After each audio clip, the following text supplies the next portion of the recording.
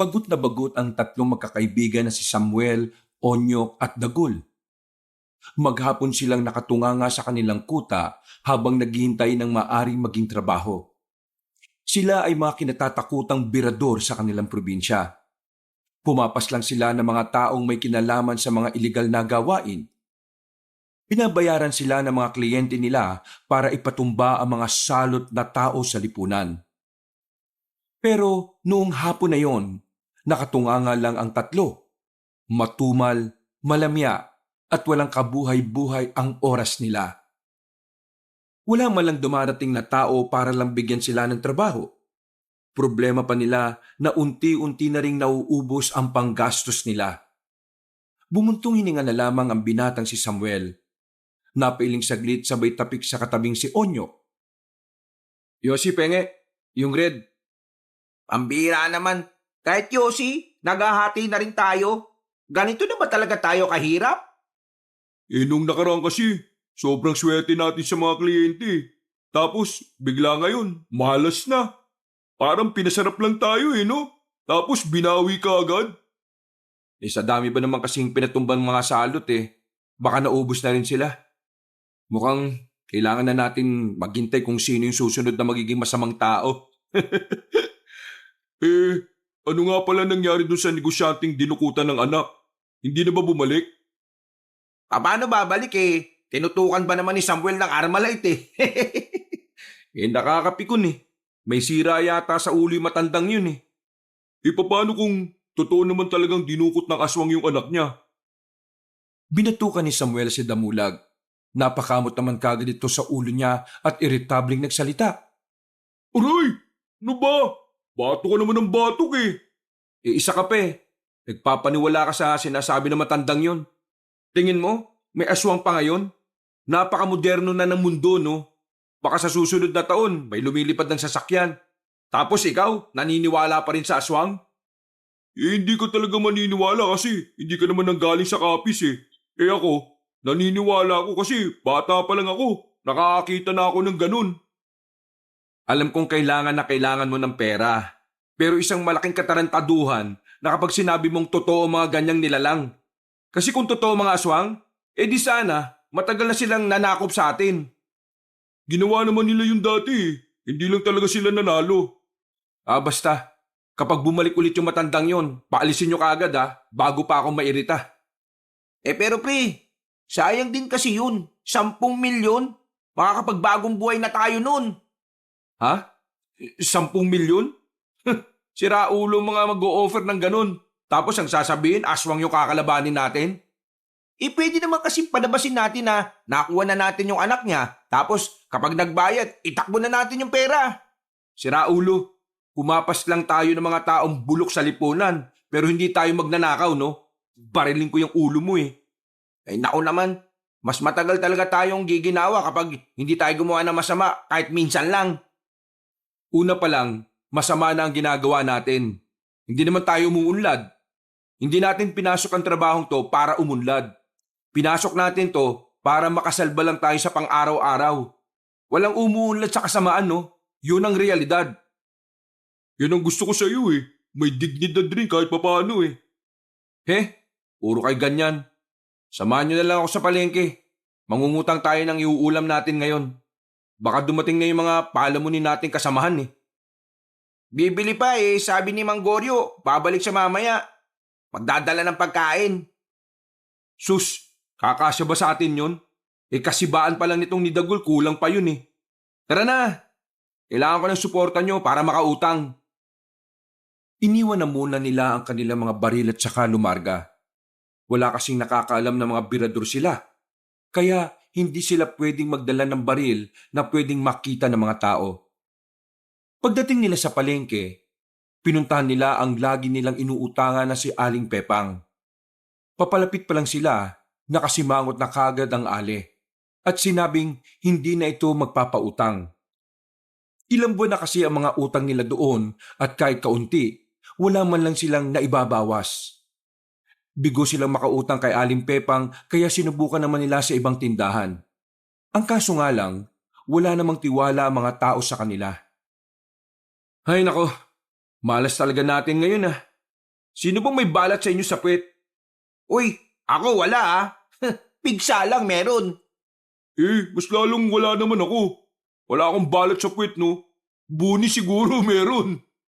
Ay nako, umasa na lang muna siguro tayo kay Mang Goryo. Bumalik na lamang sila sa kanilang kuta sa kagubatan. Pagdating nila roon ay naroon na si Mang Goryo. Dala-dala na nito ang isang kalderong adobo na isaw ng baboy. Ang isa naman nilang kasamahan, may dala ring isang kalderong kanin. Sa 15 katao, alam nilang hindi pa rin kakasya yon. Ganun pa man, pinagsaluan na lamang nila yon kesa naman wala silang makain. Astig talaga nitong si Manggoryo oh. Paano niya kaya nagagawang utangin yung tungsang kaldero ng ulam? Astig nitong patpati na to. Hindi niya inutang yung kanin. Hiningin niya lang sa tiyahin niya. Nagtawanan sila ng mga sandaling yon.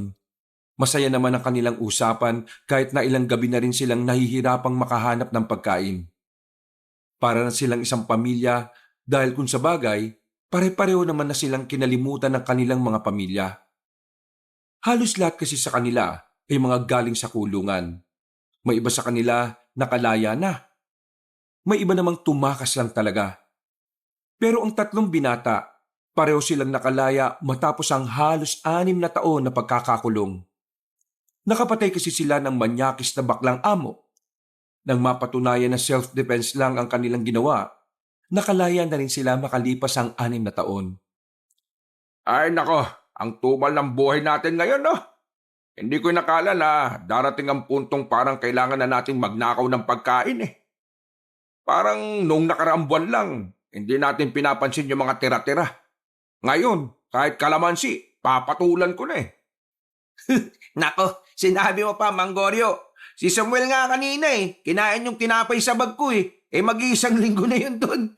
Pero wala pa namang ama, kaya yun, tinira na. Bakit ka kasi nag-iiwan ng tinapay sa bag mo eh? Alam mo namang minsan naghahanap ako ng makakain sa madaling araw di tirahin ko na. Kasalanan ko bang para kang daga?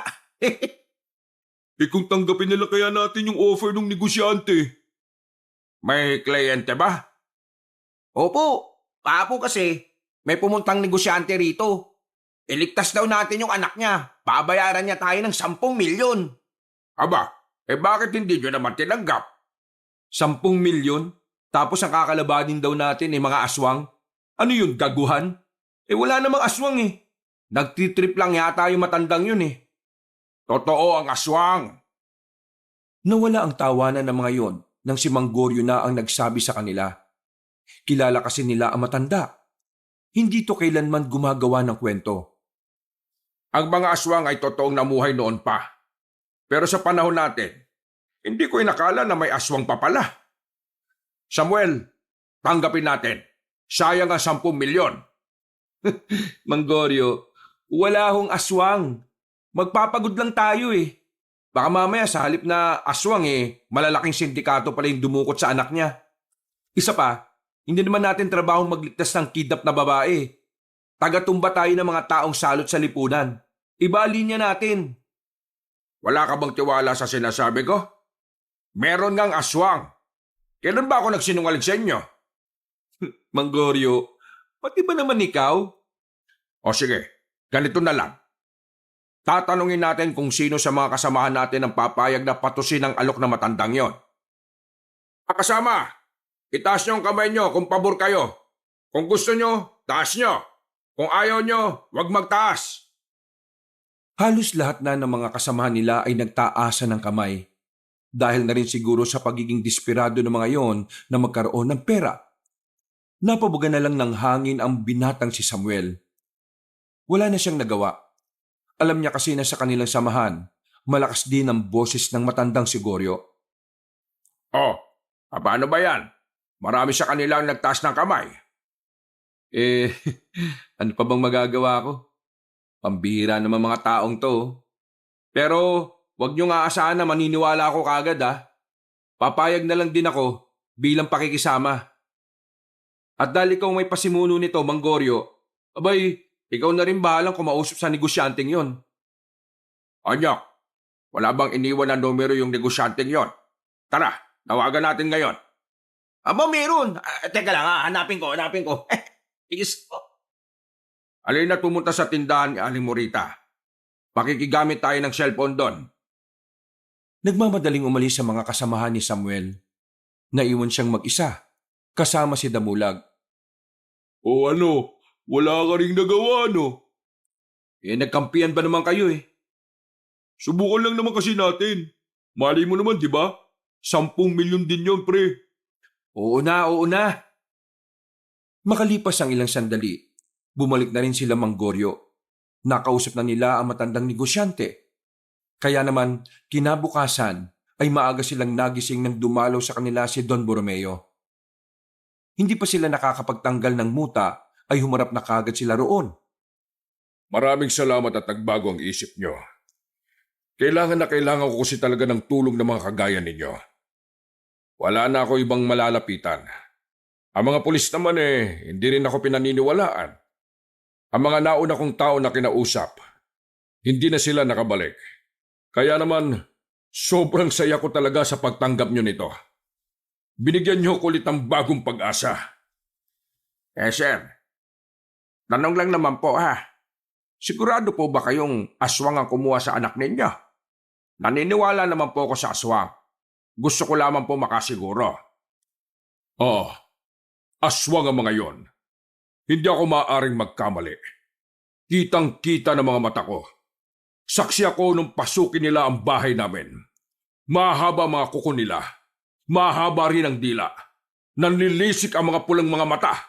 At maraming buhok sa mga braso at sa iba pang parte ng katawan nila. Sige po. Handa kaming tulungan kayo pero gusto na muna naming humingi ng paunang bayad. Delikado ang gagawin namin.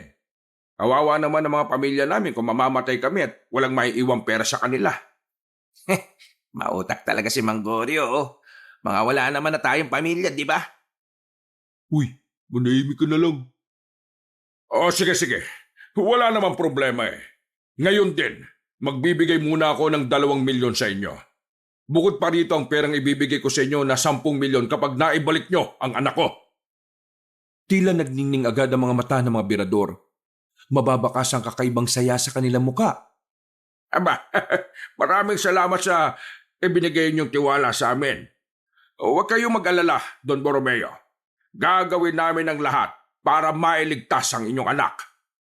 Sige, mamayang hapon ay ihahatid ko dito mga baril na kakailanganin ninyo. Lahat ng gagamitin nyo meron ako. Ipapagamit ko sa inyo. Lahat ibibigay ko. Maibalik lamang ang pinakamamahal kong anak. May larawan po ba kayo ng anak ninyo? Pwede ba naming makita? Oo, meron. Eto, kunin nyo na lang ito. Inabot ng Don ang 2 larawan ng dalaga. Namangha sila sa kagandahan ng babae. Para bang anghel ang dating nito. Kahit si Samuel, hindi naman mahilig sa babae, napatingin din na tumanga. Maria Juana ang kanyang pangalan. 22 anyos. Meron siyang tattoo ng scorpion sa batok. Kapag nakita nyo siya, ipakita nyo lamang ang larawan na yan at sabihin nyong mga tao ko kayo. Apa, copy boss. Kami na po ang bahala rito. O sige na. Aalis na ako at aasikasuhin ko pa ang mga gagamitin ninyo. Hintayin nyo na lamang na dumating dito mamayang hapon. Nakipagkamay na si Mang Goryo kay Don Borromeo. Hinatid na nila yun palabas ng kagubatan. Pagbalik nila sa kuta, halos magtatatalon sa tuwa ang lahat habang pinagmamasdan ng 2 milyon na nakalagay pa sa briefcase. Kumalma muna kayo. Hahatiin natin to ng patas. Sa lahat ng makakatanggap, siguraduhin nyo lang nasasama talaga kayo Kasi kung hindi, malalagot kayo sa amin ni Samuel. Naintindihan nyo ba ako? Kayo rin, kung hindi kayo babalik, 10 milyon pa yung paghahatian natin. Inumpisa na nga nila ang paghahati ng pera. Pagkatapos, kanya-kanya ng larga ang mga kasamahan nila. Samuel, ayos ba? Ayos naman. Bakit parang hindi ka naman masaya? Naninibago ako sa trip natin ngayon Aswang? Ano ka ba naman? Makisama ka na lang. Ang mahalaga, may mga pera na tayo. Tapos mamaya, bago pa mga baril natin, O di ba astig yon? Basta Manggoryo, ikaw ang mamuno sa lakad na ito. Susunod lang din ako. Hindi ko talaga trip yung mga aswang-aswang na yan eh. Eh wala namang problema sa akin. O paano? Magtotongits muna ako. Tawagin niyo na lang ako kapag dumating na yung mga baril ha. Tinapik na lang siya na matanda sa balikat na naglakad na rin niyon paalis. Napapailing na lamang si Samuel. Pero kahit na papaano, masaya naman siya dahil meron na silang panggastos. Sobra-sobra pa. Maya-maya, kasama niya si Onyok at Damulag. Sabay silang umalis ng kuta para magbayad ng mga pinagkakautangan nila. Habang naglalakad, hindi maiwasan ng dalawa na magdaldal. Pero kung totoo nga may aswang ano, ang saya siguro nun. Parang pelikula lang eh. Baliw ka ba? Anong masaya dun? Wala ka bang alam tungkol sa mga aswang? Mas mahirap silang kalaban kaysa sa mga nakakabarilan natin. Ha? Talaga ba? Paano namang mahirap kalaban? Mabibilis, tapos malalakas. Hindi mo sila kagad matatamaan ng baril kasi magagaling silang magtago sa mga puno-puno at mga halamanan. May sabi-sabi pa nga sa amin sa kapis, matataas din silang tumalon. Nakikita mo yung posting yan? Yan, yung mataas na yan. Kaya nilang tumalon papunta dyan, mula rito sa lapag. Ha? Ganon sila kakaiba? Oo, ganun nga. Kaya nga mas mainam na bago tayo sumabak, may mga nalalaman din tayo tungkol sa mga aswang. Kasi maraming uri yung mga yan. Oo nga no. Tama ka sa sinabi mo. Hoy, ikaw Samuel. Kanina ka pa tahimik dyan ah. Parang hindi ka happy ah. Bigay mo na lang sa akin pera mo. Mukha mo. Pera na to eh. Ano, naniniwala ka na. Maniniwala lang ako kapag nakita ko na mismo sa harapan ko. Naku, mahirap makakumbinsi yan si Samuel. Pero tingin ko, kapag nakita niyo yung aswang, sigurado siya ang unang tatakbo. Ay, minamalit mo ba ako? Kung pasabugin ko yung utak mo ngayon, Damulag. To naman, masyadong seryoso. Biro lang naman eh. Iayusin niyo yung biro niyo sa akin ha. Napapansin ko nitong mga nakaraan eh, parang binabata-bata niyo ako eh. Oo, kalma ka muna. Ito naman oh. Abay, umayos kayo. Sa inis ay nauna nang naglakad ng binatang si Samuel. Umiling na lamang si Damulag at Onyok. Ako kasi, para kang timang eh. Nakakalimutan mo na bang siya yung leader ng samahan natin? Oy, ngayon naalala ko na ulit. Nakapagbayad na rin sila ng kanilang mga utang. Pagkatapos noon ay bumalik na rin sila sa kanilang kuta. Dumating na rin ang mga bagong baril na sa unang pagkakataon lang nila mahahawakan ang matataas na kalibre. Tuwang-tuwa ang mga kasamahan ni Samuel. Nasanay na lang kasi sila na puro 45 na baril ang ginagamit nila. Kung minsan Armalite lang. Hanep mga pre, ngayon lang ako nakahawak ng ganito. Siguradong ubus sa atin yung mga aswang na yan. Sarap bitbitin oh. Grabe, parang malarambo dating ko ah. Eto mga gagamitin natin sa lakad natin. Di hamak na mas mabigat ito kumpara sa nakasanayan natin. Kaya maya-maya, ituturo ko sa inyo kung paano ginagamit ang iba dyan. Mga high-powered ang ilan sa mga yan. Manggoryo, sigurado ba tayong negosyante lang talaga si Don Borromeo? Mamahaling baril to eh oh. No ka ba? Bilyonaryo ang taong yon. Wala lang sa kanya to mga baril na to. Simple lang sa kanya to. Dinampot na lamang ni Samuel ang mahabang baril. Kakaiba ang bigat nito. Pero aminado siyang masaya rin siyang makahawak ng ganon. Kasama, makinig kayo. Mamayang pagsapit ng gabi ay lalarga na tayo para puntahan ang kinaroroonan ng dalagang si Maria Juana. Binigay sa akin ni Don Borromeo ang isang device na kung saan kayang i-track ang location ng babae. Susundan lang natin ang sinasabi sa device na yon at mahanap na rin natin siya. Ngayon pa lang sinasabihan ko na kayo, hindi magiging madali ang lakad na ito. Iba ito sa mga nakasanayan natin. Pero kailangan natin silang talunin. Tandaan nyo, tayo ang tao, aswang lang sila. Tayo ang mas may mataas na isip kumpara sa kanila. Kaya kapag nagsimula na tayo sa misyon na ito, ayaw na ayaw ko ng tatanga-tanga ha. Ako ang pansamantalang magiging pinuno ninyo ngayon. Kaya ako ang pakikinggan ninyo. Nagkakaintindihan ba tayo mga tropa? Sabay-sabay na sumagot ang mga kasamahan nila. At makalipas nga lang ng ilang sandali, sinimulan na rin nilang maghanda. Sa unti-unting pagkagat ng dilim, sinimulan na rin nilang umalis sa kanilang kuta at naglakbay na rin. Sa unang isang oras ng kanilang paglalakbay, ay nakaramdam na agad ng pagod ang mga birador. Hindi kasi sila sanay ng lakaran. Halos lahat ng naging trabaho nila noon ay lagi silang nakasakay. Isa pa, ito ang unang pagkakataon na gubat ang kanilang dinaraanan. Wala silang karanasan sa mga ganitong lugar kaya naman naninibago sila sa sitwasyon. Sakit na ng mga paa ko. Kailangan ba talaga tayo sa gubat tayo dumaan? Base kasi rito sa device na ito, mas magandang dumaan dito kasi mas malapit. Hawak-hawak ni Mang Goryo ang isang malapad na device sa kung saan nakikita roon ang lokasyon ng dalaga mula sa kinalalagyan nila. Ang layo ba natin? Ilang araw kaya tayong tatagal dito? Ay nako, kung makakalimang pahinga ka kada isang oras, baka 10 araw tayo dito. Ano?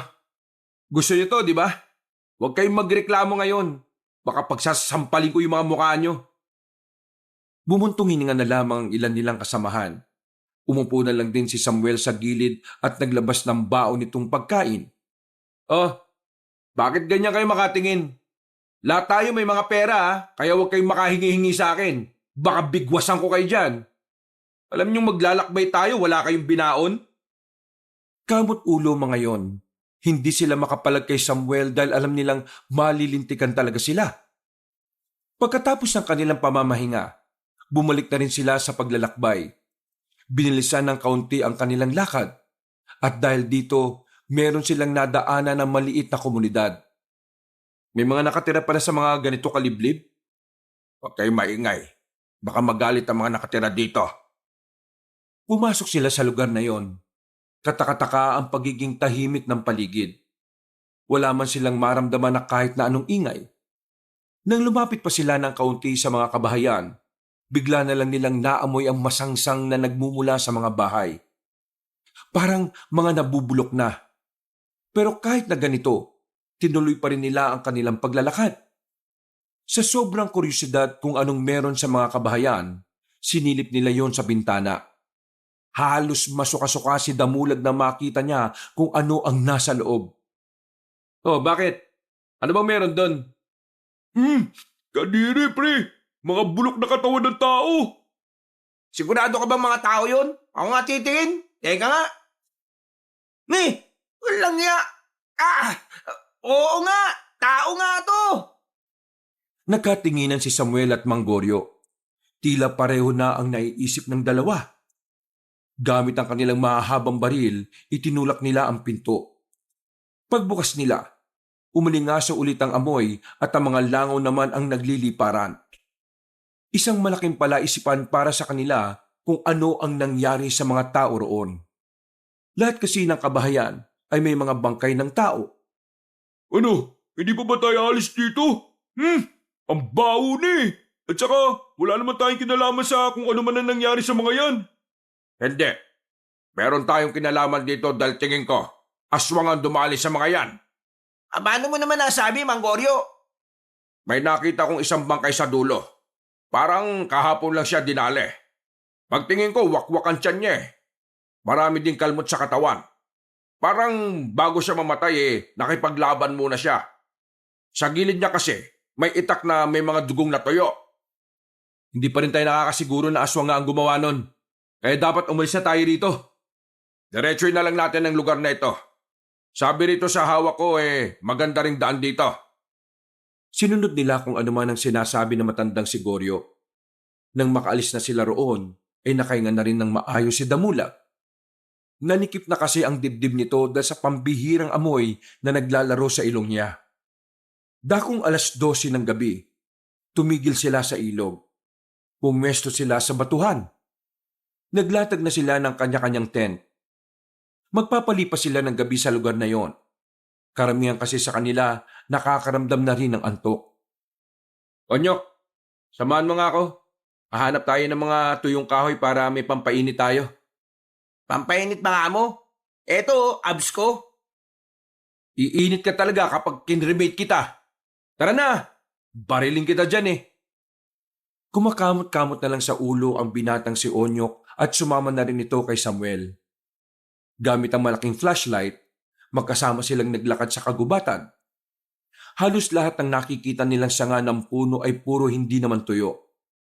Pre, Samuel, kapag nakuha na natin yung 10 milyon, magbabagong buhay ka na ba? Iniisip mo kaagad yung 10 milyon eh. Hindi pa nga natin napapatunayan na totoo yung aswang. Kakaiba ka rin ano?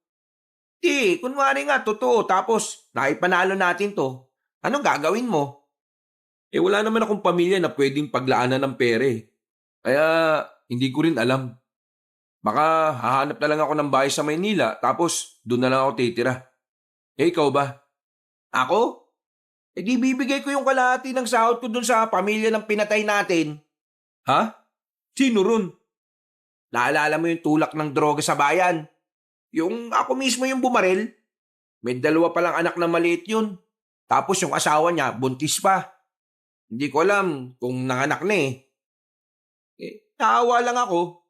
Mukha namang maayos yung babae tapos yung mga anak din eh. Nakokonsensya ka na ba sa ginagawa natin? Eh salot naman yung pinatay natin eh. Oo nga, salot. Pero sa ibang banda, biktima din ng kahirapan. Tsaka, kahit na-addict yun, kawawa pa rin yung mga anak na naiwan niya kasi siya lang ang inaasahan eh. Tapos pinatay pa natin. Aba, eh kasalanan niya yun kung bakit nangyari sa kanya yun. Eh yun ang pinili niya eh. Magkaiba lang siguro tayo ng pananaw. Tara na nga, maghanap na lang tayo ng pangsiga. Tinumbok pa nila ang daan patungo sa mga kakahuyan. Medyo malayo-layo na rin sila sa mga kasama nila sa mga sandaling ito. Nakakuha na sila ng mga sanga at pabalik na sana sila nang marinig nilang parang may sumisitsit. Akala ni Samuel ay siya lang ang nakakarinig. Pero pagtingin niya kay Onyok, para din itong nagtataka kung saan yun nanggagaling. Pre, sit-sit yun ah. Rinig mo saan galing? Hindi. Hayaan mo na. Umalis na lang tayo. Ano kayaan? Baka mamaya kalaban yun eh. Hayaan mo na nga, tara na. Nagulat na lamang silang dalawa nang meron ng humila kay Samuel. Nahawakan ito sa paa at pilit na dinadala patungo sa madilim na parte. Mabuti na lang ay nakapagpaputok agad siya kaya agad din naman siyang nabitiwan. Uy, ano yun? Totoo nga ang aswang! Dahil sa nangyari, naalarma na rin ang iba nilang kasamahan. Sumunod din yon sa kanila. At nang malamang aswang ang umatake kay Samuel, nagsimula na silang kabahan. Mukhang kanina pa yata nila tayo sinusundan. Ihandaan niyo mga sarili niyo. Ligpitin na muna natin ang mga tent. Pagkatapos, hahanapin natin ang mga salot na yan. Mabilis nilang nailigpit ang tent at sa mga sandaling ito, lahat na ng kanilang armas ay nakatutok na sa kung saan-saang direksyon. Habang naglalakad, hindi nila maiwasang hindi mangamba. Kahit na may mga flashlight sila, wala pa rin kasiguraduhan kung makikita ba nila kung saan nanggagaling ang mga aswang. O ano pre, naniniwala ka na ba ngayon? Pwede bang mamaya ka na magtanong ng magtanong? Mamaya na kayo mag-usap. Ang atensyon nyo, focus lang. Tumigil sila nang nasa harapan na sila ng malaki at mataas na puno. Tinutukan nila ng ilaw ang itaas ng puno pero wala naman silang napansin na kakaiba. Pero nakarinig na lang din sila ng mga malalakas na kaluskos na nanggagaling sa gilid-gilid. Mahaba mga kuko nila. Kaya kapag nahawakan nila kayo, siguradong makakalmot kayo. O pre, may sugat nga yung paa mo oh. Ayos lang yan. Magsasalita pa sana si Mang Goryo nang biglang lumabas na ang mga aswang sa likuran ng mga puno. Hindi na sila nagsayang ng oras. Pinaulanan nila ng bala mga yon. Pero nawindang si Samuel nang makitang mabilis lang na nakakailag ang mga yon. Walang titigil. Marami tayong bala. Ang bibilis nila! Mang Goryo, kailangan natin makarating sa open area. Mas lamang sila kapag maraming puno. Sige, abante! Abante! Uy! Galaw! Walang niya, bawal tulala, no? Tumakbo na sila palis sa parting yon. Mabuti na lang ay walang nahila sa kanila kahit na nakabuntot lang naman ang mga aswang. Nang makarating na sila sa open area, biglang nawala ang mga kaluskos at mga angil na mga aswang. Huwag kayo makampante. Naghahanap lang ng tamang pagkakataon mga lintik na yan. Magkakadikit lamang sila noon mga sandaling yon. Nakikiramdam at mas pinatatalas ang kanilang pagmamasid. Tumagal na ng halos 3 minuto, wala pa rin paramdam ulit ang mga aswang.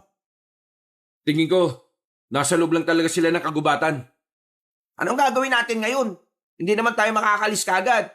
Doon din tayo sa gubat tadaan eh. Habang nandito tayo, kailangan natin pag-aralan ng mga galaw nila.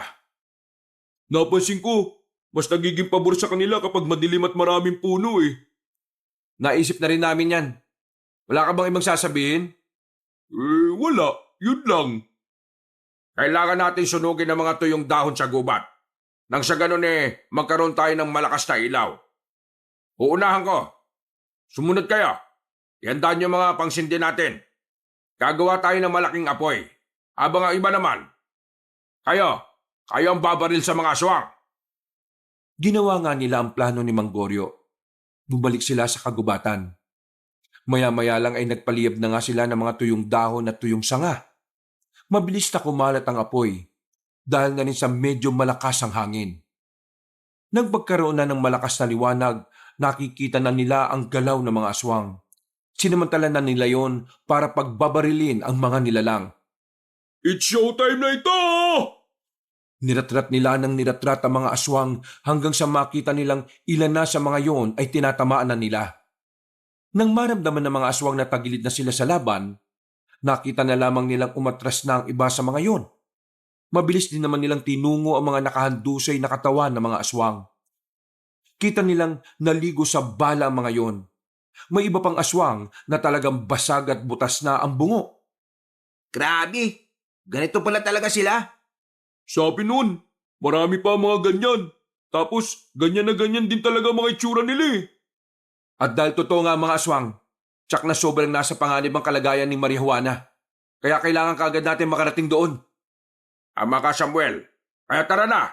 Umalis na tayo dito bago pa sila bumalik ng mas marami. Sa mga sandaling yon, nakaramdam na rin ng kaba ang lalaking si Samuel. Ngayon niya mas napagtanto na maging sila nasa alanganin din ng buhay. Kaya pala galon na lamang kamahal ang bayad sa kanila ni Don Borromeo. Dahil ganun din pala kadelikado ang gagawin nila. Ito ang unang pagkakataon na nakaramdam ng takot si Samuel. Hindi niya ito nararanasan sa iba nilang naging operasyon. Sa katunayan, minamani-mani niya lang ang mga yon.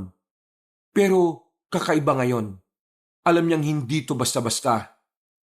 Sa kanilang pagmamadali, nakalabas na rin sila ng kagubatan. Meron silang narating na barangay. Pero hindi sila kaagad lumapit doon. Dahil sa pangamba na baka aswang ang mga nakatira doon. Minabuti na lang muna nilang tumigil sa hindi namang kalayuan mula roon. Manggorio, ako na lalapit doon para malaman kung mga aswang ba ang naroroon. Onyok, samahan mo ko. Sige, mag-iingat kayo. Magdala kayo ng 45. Tumango-tango lang si Samuel. Sinukbit na rin niya ang 45 na baril sa tagiliran nila. Huminga ng malalim si Samuel at saka naglakad na rin palapit sa barangay na yon. Napatingin pa sila sa arko at nabasa nila ang barangay na pinagbuhatan. Onyok, kapag biglang nagpakita mga aswang at marami, tumakbo tayo pabalik ha. Walang niya. Hindi ko naranasan na kabahan ng ganito, pre. Sana lang walang mamatay sa atin. Nang makapasok na sila sa barangay na yon, meron silang nakitang matandang lalaki na nasa bakuran. Lumapit yun sa kanila at tinanong kung anong kailangan nila. Pero ngumiti lang sila at hindi na rin nila yon pinansin pa. Mukha namang hindi mga aswang ang mga nakatira dito. Paano ba malalaman kung aswang ang tao o hindi? Ang sabi ni Dagul sa akin, kapag daw baliktad ka sa mga mata nila, aswang yun. E di kailangan ko pag lumapit para lang makita? Kalokohan naman yan. Nang masiguro nilang normal na mga tao lang naman ang naroroon, sinenyasan na rin nila ang mga kasama nila para sumunod. Magkakasama na sila nang mapansin nilang nagbukas sa mga bintana ng kabahayan. Nakatingin ng mga tao sa kanila na parang hindi nagugustuhan ng mga yon ng kanilang presensya. Sigurado ba kayong hindi to mga aswang? Hindi rin namin alam. Ngumiti lang sa amin yung manong kaya akala namin tao lang. Pre, marunong din naman kasi ngumiti ang mga aswang, no? Ang hirap talaga kapag wala tayong kaalam-alam sa mga aswang. Nasa kalagitnaan na sila ng barangay nang biglang sumigaw ang isa nilang kasamahan. Hinila na pala yun papasok sa isang bahay. Sa puntong ito, hindi na sila nagdalawang isip na paulanan ng bala mga kabahayan. Parang mga natatarantang pusa ang mga naroroon na nagsilabasan. Ito na nga ba sinasabi ko Mga aswang! Muling sumiklab ang gulo. Sa galing na umasinta nila Samuel, marami agad ang napaslang nilang aswang. Sinubukan nilang bawiin ang kasamahan nilang nahila, pero nang makapasok sila sa bahay, inabutan nilang nakabuka na ang tiyan ng kasamahan nila. Laylay na rin ang ulo nito. Walang Walang mag-iwa-hiwalay! Bumalik sila sa labas. Maganda ang pagkakaporma ng kanilang depensa. Kaya walang makalapit na kahit isang aswang. Bawat anggulo rin ay nagagawa nilang patamaan ng bala. Sige pa! Pabawas na sila ng pabawas! Lahat yung papaslangin natin! Wala tayong titira! Mas ginalingan pa nila ang pag-asinta sa mga aswang hanggang sa tuluyan ng malaga sa mga nakatira doon. Nakahilata na ang mga aswang ng kung saan-saan. Kapag may nakikita pa silang humihinga, ay talagang tinutuluyan nila. Ang bihira naman. Lahat yata na madadaanan natin, puro lugar ng aswang Ganito pala talaga sila karami? Oo, hindi lang siguro natin alam dahil nasa liblib na lugar sila. Mas marami pa tayong madadaan ng ganito. Kaya sana kayanin ninyo. Nabawasan na tayo ng isa! Pagtingin nila sa iba nilang kasamahan, kitang-kita sa mukha ng mga yun na parang natatakot na rin. Nilapitan ito ni Samuel at pinagsasampal na malakas. Hoy! Nakikita niyo ba mga itsura niyo? Para kayo mga basang sisiw na iniwan ng inahin Huwag niyo akong pakitaan ng ganyang mukha Kayo ang may gustong tanggapin ng trabaho na to kaya pakitaan niyo ako ng tapang. Magbabarilin ko na kayo Uy! Mais nga kayo! Walang panghihinaan ng loob! Kita nyo naman napatay na natin silang lahat. Ang tanong kasi rito, hanggang kailan tayo tatagal? Hanggang kailan tatagal ang mga bala natin? Paano kung mas marami pa sila at sa susunod maubusan na tayo ng bala? Hoy, hindi nakakatulong yung mga iniisip mo damulag Kung mag-iisip lang kayo ng positibo, mas magiging maayos ang lakad natin. Pero kailangan din natin isipin yung mga pwedeng mangyari. Positibo ka ng positibo Kung iisipin mong mamamatay lang din tayo, di mas lalo lang tayo mawawala ng lakas ng loob. Akala ko ba nakakita ka na ng aswang noon? Pero bakit parang ikaw pang unang takot na takot ngayon, damulag? Hindi ako natatakot. Iniisip ko lang ang kaligtasan natin. Ang kaligtasan ay yung hindi sana natin tinanggap ito. Pero sino bang nagpumilit? Ikaw! Kayo! Kaya manahimik ka dyan. Pinasok natin to, tapusin natin to hanggang kamatayan. Samuel, Amulag, huwag na kayo magsagutan. Wala tayong mapapala sa ganyan. Ang isipin na lang natin sa ngayon ay kung saan mas magandang dumaan nang hindi nakakasalubong ang mga aswang. Base dito sa device nasa kalahati na rin tayo. Tayo na! Kailangan na natin magpatuloy. Nauna nang naglakad si Samuel at si Manggorio. Nilapitan naman agad ni Onyok ang binatang si Damulag. Hayaan mo na, pre. May punto naman talaga si Samuel Kinakabahan ako sa mga susunod na mangyayari, pre. Sana lang talaga maibalik ng 2 milyon ang buhay natin kapag namatay tayo. Relax ka lang kasi. Ito naman ang isipin mo, may 10 milyon pang naghihintay sa atin. Inabot na sila ng umaga kakalakad. Naging kampante na rin silang magpahinga sa sandaling ito dahil maliwanag na naman. Nasa ilalim sila ng mga puno. Nakatulog na ang iba, habang si Samuel at ang 2 niyang kaibigan ay nanatili pa ring mulat. Hindi sila makampante kahit na umaga na naman. Samuel, pasensya ka na kanina Nag-aalala lang talaga ako Nilapitan siya ni Samuel at tinapik sa balikat. Ayos lang yon. Sa totoo lang, iniisip ko rin naman yun Nababahala rin naman ako. Pero kasi, nandito na tayo, pre. Wala na tayong magagawa kundi magpatuloy. Kasi, Wala rin naman kasiguraduhan yung ligtas tayo kung babalik pa tayo. Basta Damulag, huwag kang kabahan.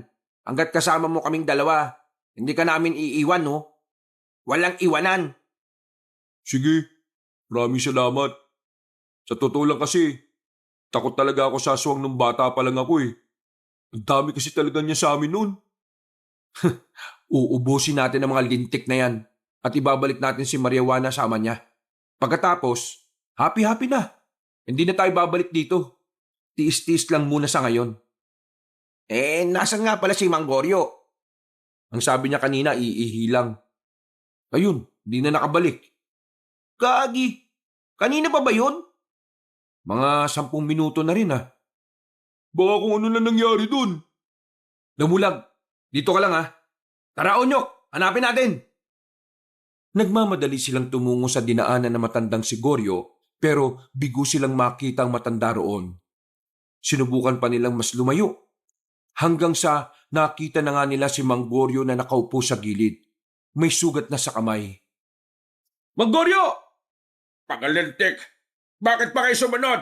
Huwag kayong lalapit! Ano po ba nangyari? Bakit may sugat kayo sa braso? Ang lupang dadaanan nyo! May lumalabas na aswang sa ilalim yan! Ano ho? May ganun bang aswang? Nakita ni Samuel na naiwan pala ni Mang Goryo ang baril nito sa gilid kaya hindi yun makapalag. Kaya ang ginawa ni Samuel, niratrat niya ng balang sinasabi ni Mang Goryo na lupa. Nakarinig sila roon ng mga pagdaing sa ilalim.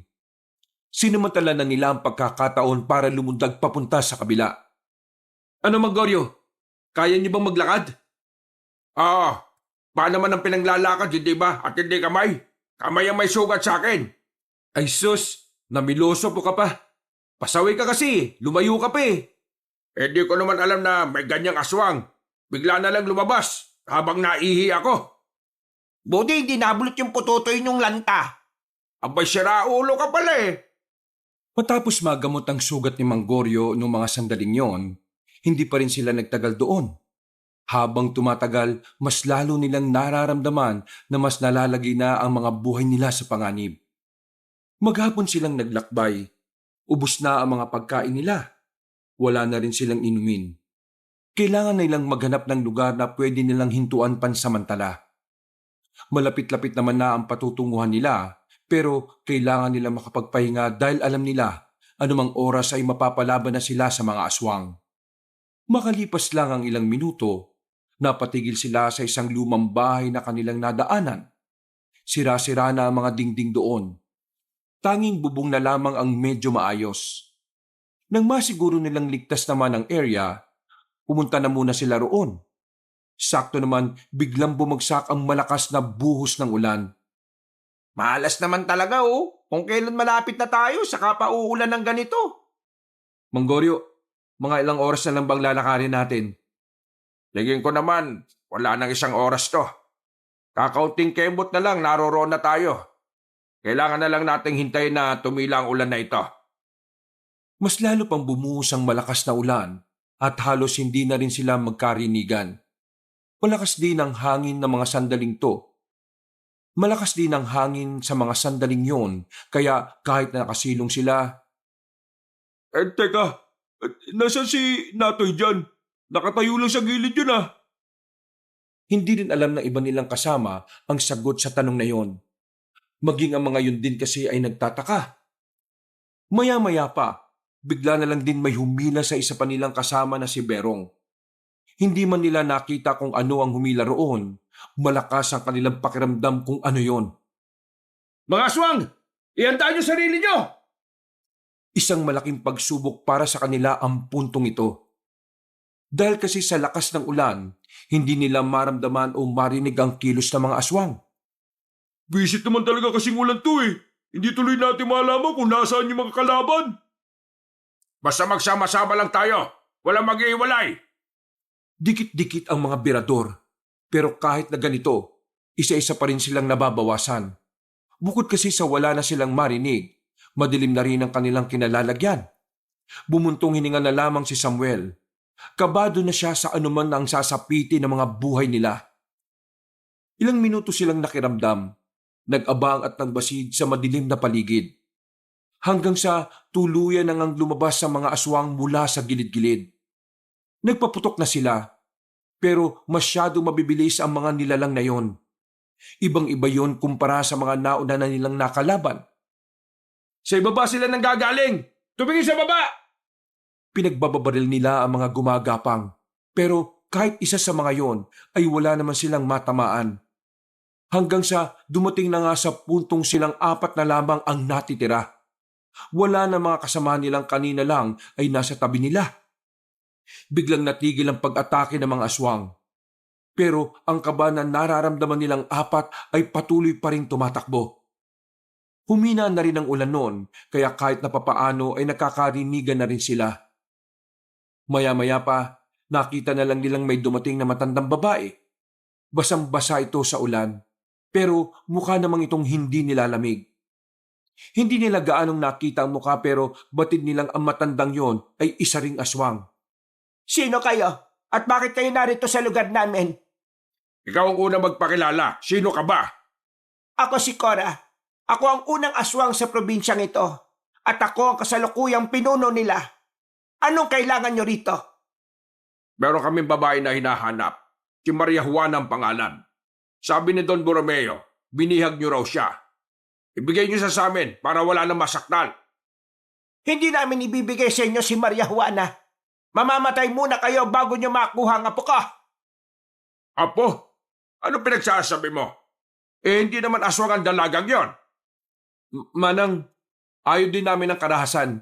Kaya kung maaari ibigay niyo na lang sa amin yung babae para matapos na to. Nag-aalala na sa kanya si Don Borromeo. Wala siyang karapatan sa apo ko. Irresponsable siyang tao. Kung gusto niyong makuha si Maria Juana, paslangin niyo muna ako. Kung yan talaga ang gusto mo, edi pagbibigyan kita. Sandali lang, Manggoryo. Baka madaan pa natin to sa mabuting usapan. Inawat ni Samuel si Manggoryo sa tangka nitong barilin si Cora. Nagbabakasakali si Samuel na makikinig pa sa kanya ang matandang aswang.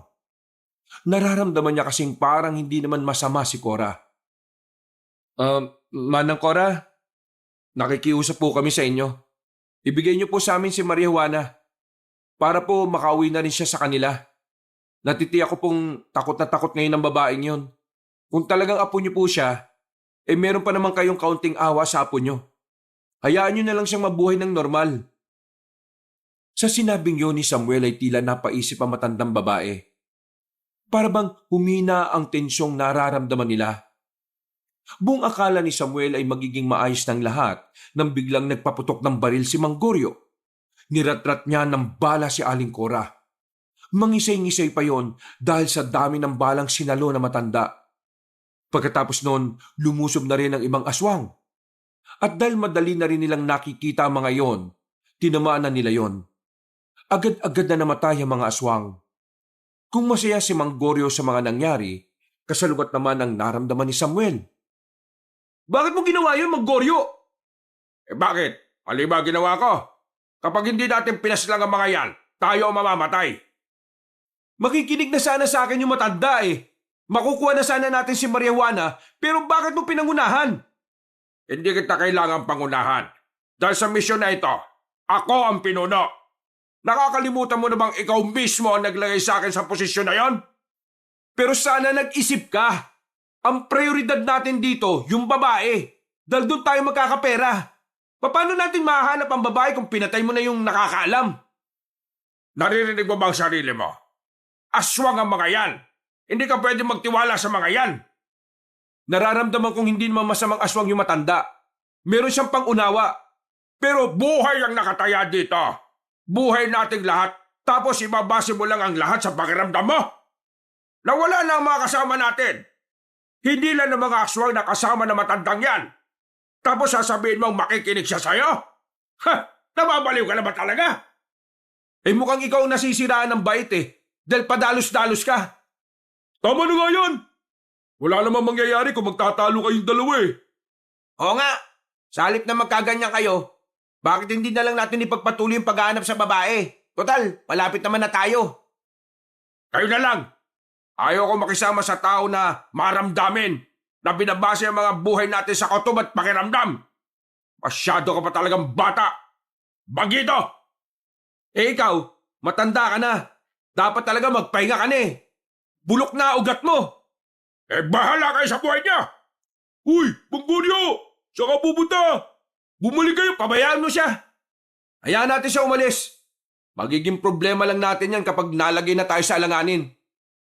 Eh kung mapano siya sa paglalakad niya mag-isa, eh di wala tayo kasalanan doon.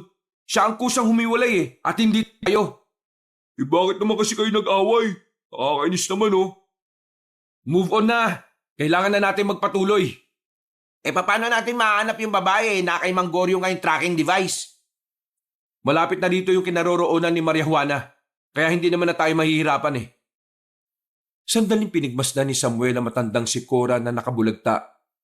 Napailing na lamang siya. Tumalikod na sila at sisimula na sana maglakad pero nakarinig sila ng malakas na angil. Nang humarap sila ulit sa matanda, nakita nila yung nakatayo. Kahit maraming dugong umaagos mula sa katawan nito, para bang wala pa ring nangyari. Hindi niyo makukuha ang apo ko! Mamamatay muna kayo! Gumapang ang matandang babae papunta sa kanila. Agad namang nagpaputok ang tatlo pero madali lang sila nitong nailagan. Hanggang sa hindi na nila namalayan na nakalapit na yon. Hinila nito si Damulag patungo sa madilim na parte. Narinig ni Samuel at Onyo kung papaano pagkakakalmutin si Damulag. Hanggang sa maya-maya lang, hindi na nila narinig ang sigaw ng kanilang kaibigan. Si Damulag! Focus! Huwag kang emosyonal! Halos isang minuto ring nanatili ang katahimikan. Nagulat na lamang si Samuel nang si Onyok naman ang nahila. Mas mahaba at mas makakapal na buhok ang pumulupot sa paa ng binata. Hinila papunta rin sa madilim na parte. Sinubukan ni Samuel na paputokan ng matanda, pero wala siyang napala. Nanahimik ulit ang paligid. Sinyalis lang na dedo na rin ang kanyang kaibigang si Onyok. Takot na ang binatang si Samuel habang kung saan-saan niya tinututok ang dulo ng baril.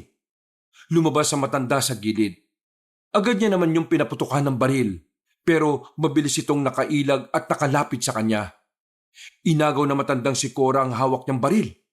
Pagkatapos ay kinalmot siya ng mahaba sa dibdib. Napaupo na siya sa sandaling yon. Ramdam na ramdam ni Samuel ang kakaibang hapdi na nagdudulot ng pananayo ng kanyang mga balahibo. Magbabayad kayo sa mga ginawa niyong pagpatay sa mga kasamahan ko! Hindi namin kasalanan yon. Ginawa lang namin ang dapat para protektahan ang mga sarili namin. Protektahan ng sarili? Eh kayo ngang mga taong mararahas! Wala kaming galit sa mga aswang. Napagutusan lang kaming kunin sa inyo si Maria Juana. Yun lang. Hindi niyo makukuha ang apo ko! Dahil sa mga sandaling ito, tatapusin na kita! Muling lumapit ang matandang aswang. Pinagkakakalbot siya nito sa kung saang parte ng kanyang katawan. Noong mga sandaling yon, tanggap na ni Samuel na yun na nga ang kanilang katapusan.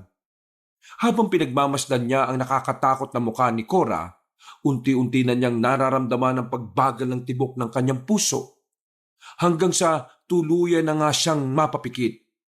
Pagdilat niya, akala niya ay nasa langit na siya. Pero naroon pa rin siya. Pakiramdam niya ay nakatulog siya ng mahaba. Pagbangon niya, nagtaka siya. Wala ng kanyang mga sugat. Sa pagkakaalala niya kasi, pinagkakakalmot na siya ng matandang aswang. Nagtataka siya. Nalilito. Napapatanong. Anong nangyari? Bakit wala na yung mga sugat ko? Sinuri niya ang hinihigaan niya at naroon ang mga dugo. Kaya naman malakas ang kanyang paniniwala na totoong pinagkakakalmot siya ni Aling Cora. Mas lalo pa siyang nawindang nang biglang lumabas sa halamanan ng kanyang dalawang kaibigan. Kagaya niya, wala na ring sugat si Damulag at si Onyok. Pre, ikaw din? Ano ba talaga nangyayari? Immortal na ba tayo? Akala ko patay na ako eh. Ewan ko, hindi ko rin alam. Basta paggising ko wala na yung mga sugat ko. Tapos, ang gaan ng pakiramdam ko. Eh teka, ano yung nasa leg mo? Quintas? Ikaw din meron? Ako rin? Eh para saan to? Para yan sa inyong proteksyon, kalakasan at kausayan. Sabay-sabay silang napalingon nang marinig ang boses ng batang lalaki. Pagtingin nila, maputi ang bata. Kahit ang buhok din ito. Nakatayo yun sa gilid na parang isang matanda na maraming alam. Sino ka bang bata ka? Bakit ka nandito? Sino mga magulang mo, ha? Alawakan ng pangalan ko, isang batang diwata. Batang diwata? Pinaglololoko mo ba kami? At talagang nagpakulay ka pa talaga ng buhok mo, ha? Bata, umuwi ka na sa inyo. Maraming aswang. Nakita mo naman, maraming bangkay na nakaandusay. Mga aswang yan. Alam ko na aswang ang mga yan. Alam ko lahat ng nangyari. At alam ko rin na muntikan na kayong mamatay kung hindi lamang ako dumating. Ako ang nag-alis sa mga sugat ninyo.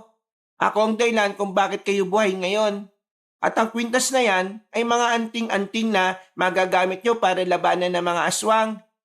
O ikaw bata, hindi kami nakikipagbiruan, ha? Kung totoong diwata ka, patunayan mo nga sa amin. Mga ilang sandali lang, bigla na lamang nagliwanag ang mga kwintas na suot-suot nila. Nanlalaki ang mga mata nila nang makita yon. Magkakaroon kayo ng proteksyon, kakaibang lakas at kahusayan sa pakikipaglaban. Gagana lamang ang anting-anting na yan sa loob lamang ng 2 araw. Kailangan nyo nang magmadali. Puntaan nyo ang mga aswang. Iligtas nyo ang gusto nyong iligtas. Talunin ang mga aswang para sa sanlibutan. Samuel, baka totoo nga sinasabi niya. Diwata nga siya talaga. Sa inyo nakasalalay ang buhay ng maraming tao. Kaya naman, umaasa ako magagawa nyo ng maayos ang misyon na ito. Hindi lang para sa pera, kundi para na rin sa kapakanan ng nakararami. Napasigaw ang 3 birador nang bigla na lamang nawala sa hangin ng bata. Nagtayuan ang mga balahibo nila. Hinanap-hanap pa nila kung nasaan ang bata pero wala na silang nakita. Totoo nga, pre. Totoo kang diwata yung batang yun. Ibig sabihin, magiging superhero na ba tayo? Yung superhero pinagsasabi mo. Baka mamaya kung ano pa mangyari sa atin dahil sa kwintas na ito . Hindi ka ba nakikinig kanina? Yang kwintas na yan, tutulungan tayo para makalaban sa mga aswang. Ang ibig ko sabihin, wala naman tayong alam kung paano ginagamit to. Napabuntong hininga na lamang si Samuel. Naguguluhan man sa mga nangyayari, nagpatuloy na rin sila sa kanilang paglalakbay. Sinubukan nilang hanapin din si Mang Goryo, pero nabigo silang makita yon. Sa nilang naglalakad, sa wakas ay may narating na rin silang tila isang kuta ng mga sundalo. Nakita kasi nila ang mga nakasampay na mga uniforme ng mga sundalo roon. Lalapitan na sana nila yon, pero agad silang nakaramdam ng kakaibang pag-aalinlangan. Bigla na lang bumigat ang kanilang pakiramdam. At parang may kung ano-ano silang naririnig na hindi nila naiintindihan. Nakita rin nilang tila umiilaw-ilaw ng mahina ang suot-suot nilang anting-anting. Kaya naman pakiramdam nila ay hindi nga sundalo ang naroroon, kundi mga aswang. Bigla na lang ako kinutuban. Nararamdaman niyo rin ba? Oo, siguro dahil nga talaga ito sa anting-anting na to.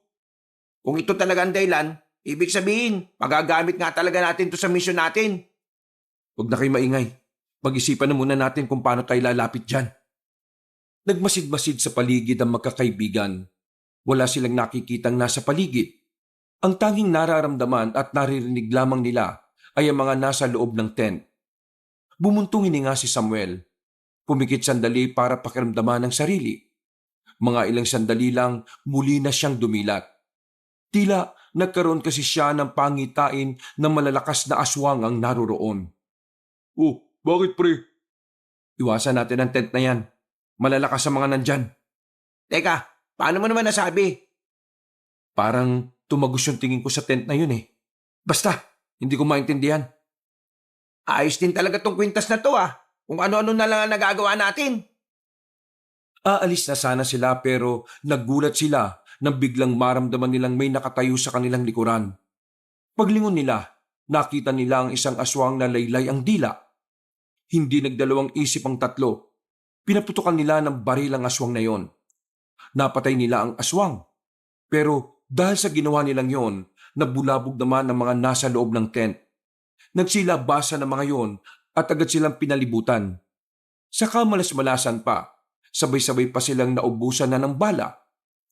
Makakatalikod silang tatlo. Tanging kamao na lamang ang magagamit nilang panlaban sa mga sandaling yon. Mga pre, palag kung palag ah. Wala na tayong magagawa. Mamamatay tayo rito kung hihina-hina tayo. Mga pre, bakit ganito yung kamao ko? Parang ang gaan-gaan. Tapos parang nararamdaman kong malakas. Oo, ganun din ako eh. Kung ganon, samantalahin na natin ang pagkakataon. Sabay-sabay na lumusob ang mga aswang patungo sa kanilang kinatatayuan. Pagsapak ni Samuel sa isang aswang, nagulat siya nang makitang tumalamsik ang aswang at hindi na muli pang nakabangon. Pati ang mga aswang ay nagtataka sa kakaibang lakas ni Samuel. Mas lalo pang nawindang ang mga aswang na yon nang sumuntok na rin si Damulag at Onyok. Basag-basag ang mukha ng mga halimaw. Laylay ang mga panga at ang iba ay nagkandabali-bali pa ang mga buto. Sa isang sapak lang, patay agad ang mga aswang. Nawala ang pangamba nila na malalakas ang mga yon. Mas lalo tuloy silang nilakasan ng loob. Walang ya. Sobrang sarap sa pakiramdam. Hoy, ikaw aswang! Lumapit ka rito! Sasapakin ko yung mukha mo hanggang sa manghirap ka ng mukha sa kalabaw! Tila natatakot na ang natitirang aswang. Noong mga sandaling yon, tangkang tatakas ang aswang pero nagulat sila nang biglang parang hangin na lumapit si Samuel doon. Nanlaki ang mga mata ng aswang dahil sa pagkabigla. Agad na binigyan ni Samuel ng uppercut ang aswang na yon na kalaunan ay namatay rin naman. Pambira! Paano mo nagawa yung pre? Hindi ka namin namalayan na nasa harapan ka na ng aswang ah. Turuan mo naman kami noon. Ewan ko, hindi ko rin alam. Parang kusang kumilos yung katawan ko eh. Kakaiba nga ito. Totoo nga sinasabi ng batang yun.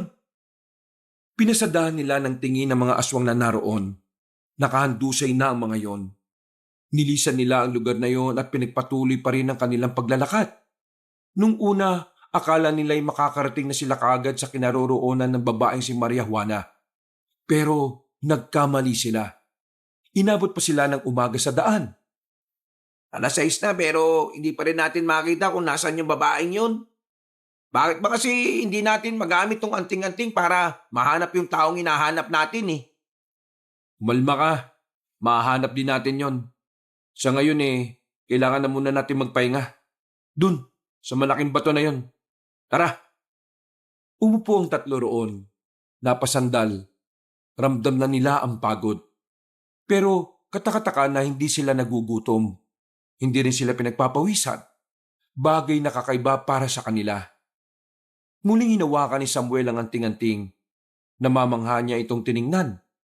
Sa isip-isip niya, pangalawang buhay na nila yon. Napangiti na lang sila saglit. Lihim siyang nagpasalamat sa batang si Alawakan. Dahil kung hindi dahil sa batang diwata, baka matagal na silang nabubulok habang kinakain ng mga uod. Nasaan na kaya si Mang Goryo, no? Oo nga, napakadelikado pa naman sa kagubatan, lalo na kung mag-isa siya. Yan yun na siya. Pinili niyang umalis eh. Tanggapin niya ng maluwag sa kalooban niya kung anong pwedeng mangyari sa kanya. Kahit naman kasi papano, naging miyembro din natin siya. Kaya hindi mo rin maalis sa amin na mag-alala. Mabuti pa ipagdasal na lang natin na sana nasa maayos lang siyang kalagayan. Sa halip na yan ang ipagdasal nyo na lang sana na makita na natin si Maria Juana.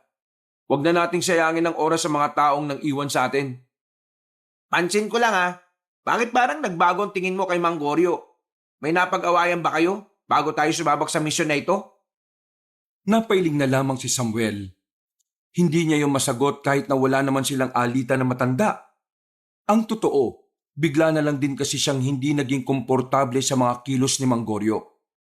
Napapansin niya kasi na kung paano ito tumingin at kung minsan pa ay lihim na bumubulong. Parang meron itong kakaibang gustong mangyari. Pakiramdam ni Samuel ay hindi niya kilala ang matandang yon. Tara na, lumarga na tayo.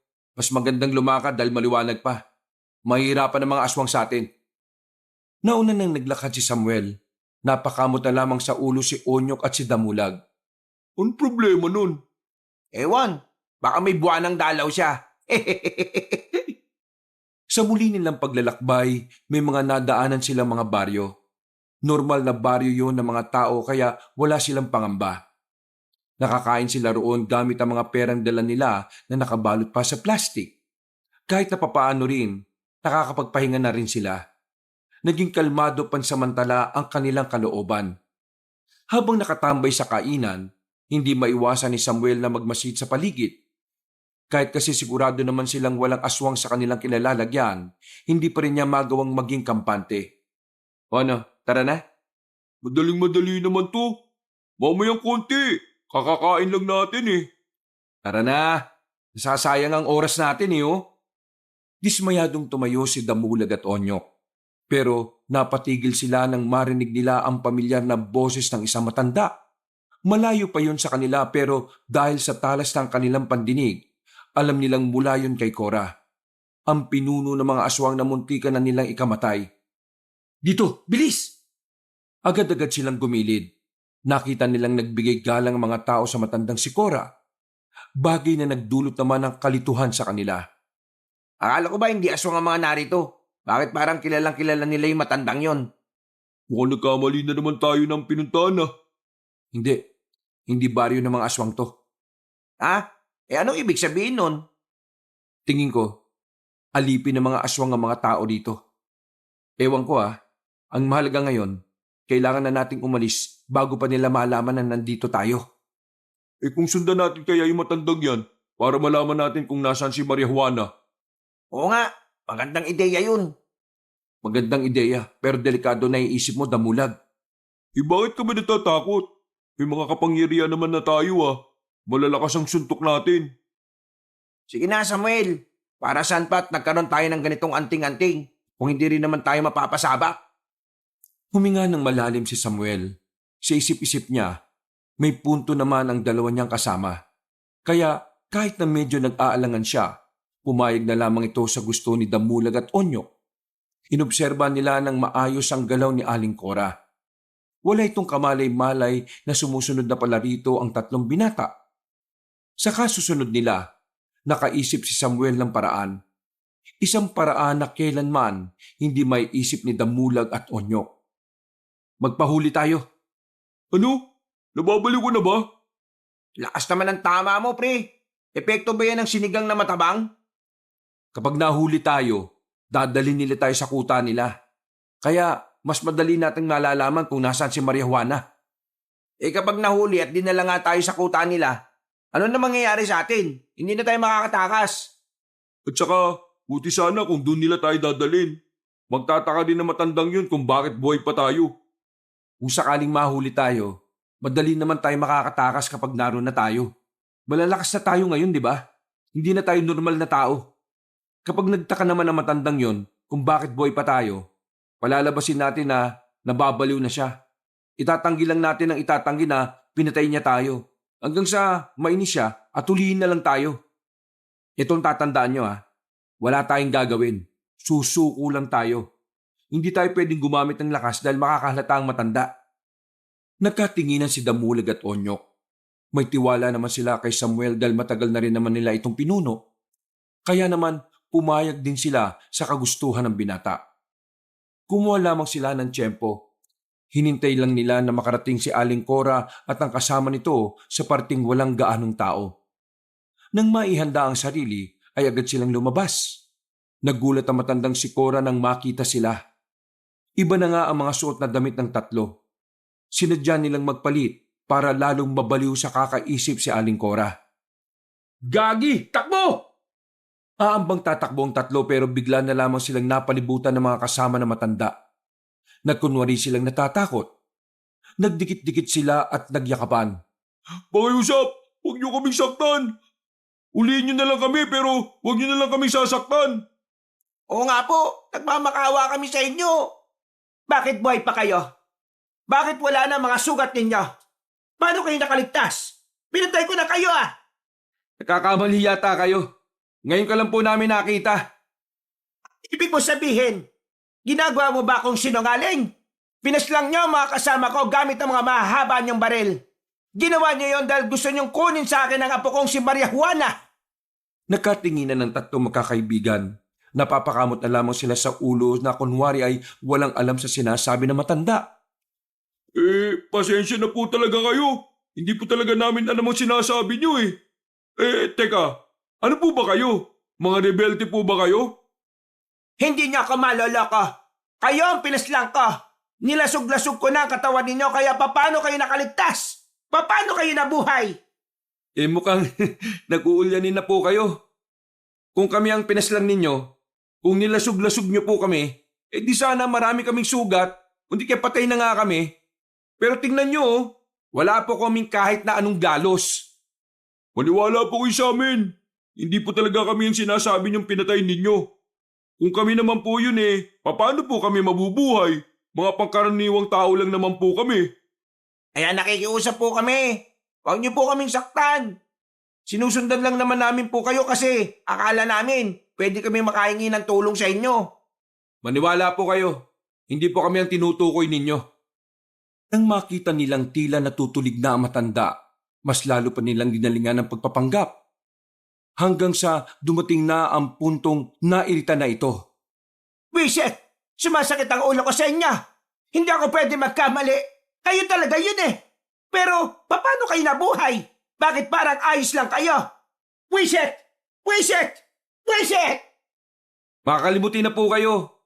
Yun po ang ibig sabihin nun. Manahimik ka! Mga kasama! Dalhin niyo itong mga ito sa atin! Kailangan kong malaman kung nagsasabi nga ba ng totoo mga siraulong ito! Lihim na natuwa sila Samuel. Agad silang hinablot ng mga kasamang lalaki na matandang babae. Halos makaladkad na rin sila nang maglakad na rin sila paalis. Noong mga sandaling yon, inihahanda na nila ang kanilang sarili. Batid nilang anumang oras ay mapapalaban na sila. Makalipas lang ang halos 1 oras na paglalakad sa kanila, marurumi na rin ang mga paa nila dahil sa mga putik na dinaanan. Nakarating na rin sila sa kuta ng mga aswang. Agad silang dinala sa isang kulungan, pero hindi pa nila nakikita ang dalagang si Maria Juana. Hindi ba tayo tapos? Mamayang gabi, babalikan ko kayo. Kapag hindi kayo umamin, mamamatay kayo kaagad! Ngumisi na lamang si Samuel. Alam naman kasi niyang umamin man sila o hindi, papatayin pa rin naman sila. Umalis ang matandang si Cora at naiwan sila sa kulungan. Mabaho at mapanghipa ang kulungan na kinalalagyan nila. Pero wala silang magagawa kundi ang tiisin na lamang yon. Naging epektibo yung ginawa natin. Nabubuang na siya. Kita niyo naman kung paano niya isipin yung mga nangyari. Effective nga. Pero nandito naman tayo ngayon sa napakabawang kulungan na to. Dito yata nagbabanyo to mga aswang na to Huwag ka na nga mag-inarte. Mabuti pa nga nakarating tayo dito Ang kailangan na lang natin gawin, hanapin si Maria Juana. Tama si Onyok. Ngayon nandito na tayo, mas malapit na natin matapos ang problemang ito. Oh, tingnan nyo. Kaya kong tupin itong espada Binutukan ni Samuel si Damulag sa ginawa nito. Napakamot naman ng ulo si Damulag. Huy, di ka talaga nag-iisip no? Kapag nakita nila yan, iisipin nilang hindi tayo pangkaraniwan. Masisira plano natin. Ibalik mo yan. Huling inayos ni Damulag ang pagkakatupi ng bakal. Aminado naman si Samuel na namangha siya sa ginawa ng kaibigan. Hindi pa rin siya makapaniwala na kaya nilang gawin ang mga ganong klase ng bagay. Nararamdaman ko ng presensya ni Maria Juana dito. Kailangan natin paghandaan ng maigi kung paano natin siya babawiin. Pangit talaga. Sige, singhutin mo na lang para maubos yung panghin na yan. Nanahimik na lamang ang tatlo at tiniis ang mapanghing na aamoy nila. Lumipas ang maghapon, ilang minuto na lang ay kakagat na rin ng dilim. Biglang may mga pumasok na kalalakihan sa kulungan. Marahas silang hinila palabas. Nasampal pa si Damulag nang magtanong siya kung saan sila dadalhin. Kinaladkad na naman sila at dinala sa isang malawak na bakuran. Itinali sila sa kawayan na nakabaon sa lupa. Pinalibutan sila ng mga aswang na masasama ang tingin sa kanila. Maya-maya pa, dumating na ang matandang si Cora. Mga kasama, ang tatlong ito ay may masasamang balak. Plano nilang kunin ang aking apo, ang ating prinsesa na si Maria Juana. Naaalala ko na, kayo nga ang pinaslang ko. Kung ano man ang nangyari sa inyo na dahilan ng inyong pagkabuhay ay wala na akong pakialam. Dahil papatayin ko na lang kayo ulit at gagawin kong abo ang inyong buong katawan. Sa sinabing yun ni Cora, medyo kinabahan na silang tatlo. Hindi pala talaga nila naloko ang matanda. Naalala nito ang lahat. Pero kahit na ganon, mahalaga naman sa kanila ay hindi na sila nahirapang hanapin ang baryo ng mga aswang. Ayos lang. Ang mahalaga mas malaki ang tsansa natin na maiuwi si Maria Juana kay Don Borromeo. Pero paano natin mapapaslang ang matandang aswang na yan? Hindi nga tinatablan ng bala yan, di ba? Oo nga, anong gagawin natin? Basta, bahala na. Hay, kayo dyan! Ano pinagbubulong-bulungan nyo dyan? Lumapit ang matandang aswang at saka dinakma ang mukha ni Damulag. Ikaw, ang pangit-pangit mo! Uy, grabe naman po kayo magsalita. Gusto sanang tumawa ni Samuel at Onyok. Kaso naalala nilang dalawa na nasa seryosong kalagayan nga pala sila. Makalipas pa ang ilang sandali, may dumating na ring dalaga. Sobrang ganda ng babae. Parang nagliliwanag ang ganda nito. Napanganga silang tatlo nang mapatitig sila roon. Base sa nakikita nila, tila ayos lang sa dalaga ang pananatili nito sa baryo ng mga aswang. Parang komportable kasi ang kilos nito. At sa kung papaano nito kausapin na matanda. Lola, sino mga yan? Mga tao, may masama silang balak. Balak kanilang kunin sa amin. Balak akong kunin ng mga yan? Bakit naman nila gagawin yon? Hindi ko naman sila kilala. Basta, ilalayo ka nila sa akin. Ilalayo ka nila sa tunay mong tahanan. Naglakad palapit sa kanila ang dalaga. Tumitigyo ng masama sa kanila. Kinagulat ni Samuel nang bigla siya nitong sampalin. Kung ano man ang binabalak ninyo, hindi kayo magtatagumpay. Naintindihan niyo ba ako? Aray ko. Miss, pinasusundo ka sa amin ni Don Borromeo . Sumama ka na sa amin. Sinong Don Borromeo yung sinasabi mo? Hindi ko siya kilala. At kayo? Sino ba kayo? Hindi mo kilala si Don Borromeo? Tatay mo siya. Ama mo siya. Isang negosyante. Dinukot ka ng mga aswang na yan para ilayo sa... Manahimik ka! Wala akong ama. Ang tanging magulang ko lang dito ay si Lola Cora. At ito ang tahanan ko. Hindi ito ang tahanan mo. Huwag kang tanga dyan. Manahimik ka. Mukhang tuko. Miss, kapag hindi ka umalis dito, Manahimik ka, mukhang garapata. Hindi na lang din nagsalita si Samuel para hindi na siya makatanggap pa ng kung anumang salita. Maya-maya lang, lumayo na sa kanila ang dalagang si Maria Juana. Tingin ko, may ginawa itong matandang to para makalimot si Maria Juana. Kailangan na natin kumilos. Anong plano? Damulag, oh, kapag natanggal na natin ang tali, lapitan mo kagad si Aling Cora. Sapakin mo ng malakas sa tagiliran. Kaming dalawa ni Onyok, lalapit kay Maria Juana. Tumango si Damulag. Habang nagsasalita ang matandang si Cora, sinamantala na nila ang pagkakataon. Mabilis nilang nakalas ang tali sa kanila dahil sa kakaiba nilang lakas. Nilapitan ni Damulag ang matanda at sinuntok niya yon sa tagiliran. Nang makakuha ng tamang pagkakataon, lumundag si Samuel patungo kay Maria Juana. Kinuha niya ang itak ng isang aswang na nakasukbit sa tagiliran. Sige, kumilos kayo na masama. Mamamatay ang babaeng ito. Takot na takot ang mga aswang na naroon. Si Aling Cora naman, nawalan ng malay sa sobrang lakas ng suntok ni Damulag. Pero hindi sila naging kampante roon. Alam nilang bigla-bigla na namang yung gigising kagaya ng nangyari noong nasa gubat sila. Anong gagawin niyo sa akin? Manahimik ka kung ayaw mo matapos ang buhay mo ngayon. Dahil sa'yo, nagkadaleche-leche kaming lahat. Subukan niyo lang sumunod sa amin. Maagang makikipagkita tong babaeng to kay San Pedro. Unti-unti silang naglakad palabas ng baryo na yon hanggang sa makaalis. Malayo na sila noon kaya dito na binitiwan ni Samuel ang dalaga. Ano ba? Ibalik niyo ako sa tunay kong pamilya. huwag kang tatakas. Kaya-kaya ka pa rin naming mahabol. Hindi na kami pangkaraniwang tao. Kung sino man kayo, wala na akong pakialam. Basta kailangan kong... Isang malakas na sampalang tinamo ni Maria Juana mula sa lalaking si Samuel. Napahawak na lamang ito sa pisngi. Nanlalaki ang mata at parang maiiyak na. Sandali itong natahimik. Tila naguguluhan at sumasakit ang ulo. Parang timang naman to. Paano kung naalog yung utak niyan? Eh di mas lalong hindi niya naalala yung tatay niyan. Kailangan ba alog ang utak niya para matauhan siya? Normal lang yan. Tumingin sa kanila si Maria Juana. Bigla itong dumistansya sa kanila.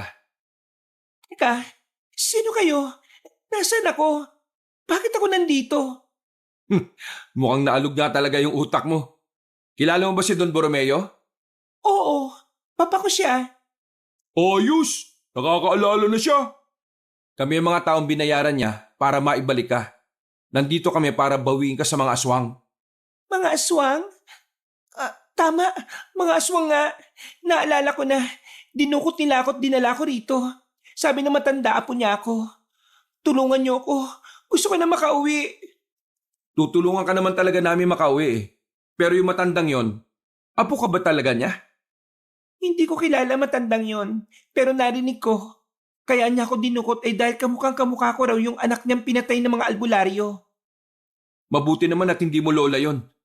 O Damulag, Onyok, paalalayan siya. Aalis na tayo rito. Pinagpatuloy na nila ang kanilang paglalakad. Nakarating sila sa gilid ng taniman ng mga pinya. May malaking puno roon na siyang pinagpahingahan nila. Pasensya na kayo. Sobrang sakit na kasi talaga ang paa ko eh. At siya nga pala, maraming salamat sa ginawa niyo ha. Buong akala ko talaga hindi na ako makakaalis doon. Akala ko habang buhay na ako nasa ilalim ng hipnotismo ni Cora. Walang anuman. Ginagawa namin to kasi Kasi babayaran kami ng papa mo. Kaya hindi mo kailangang magpasalamat. Ginagawa lang namin to dahil trabaho namin to. Maraming salamat pa rin. Kasi wala naman ibang gagawa nito kung hindi kayo lang eh. Nung una nga, nawalan na rin ako ng pag-asa. Hindi ko inakala na talagang may darating na tao para sa akin.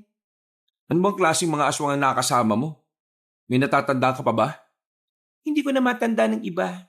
Pero pagkakaalam ko, si Aling Cora isang malakas na aswang. Sabi-sabi sa lugar nila, wala pa raw nakakatali sa matanda na kung sinong albularyo o manunugis. Kung ganon, mahirapan pala tayo sa isang yun. Eh kayo, bakit ang lakas ng loob niyo pumunta sa pugad ng mga aswang? Anong klaseng tao ba kayo? Hindi mo na kailangan malaman.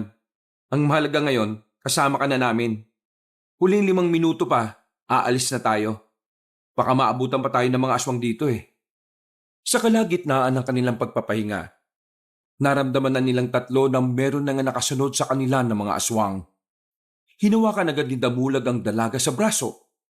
huwag kang lalayo sa akin kahit na anong mangyari. Damulag, ikaw nang bahala sa kanya ha. Onyok, matik na.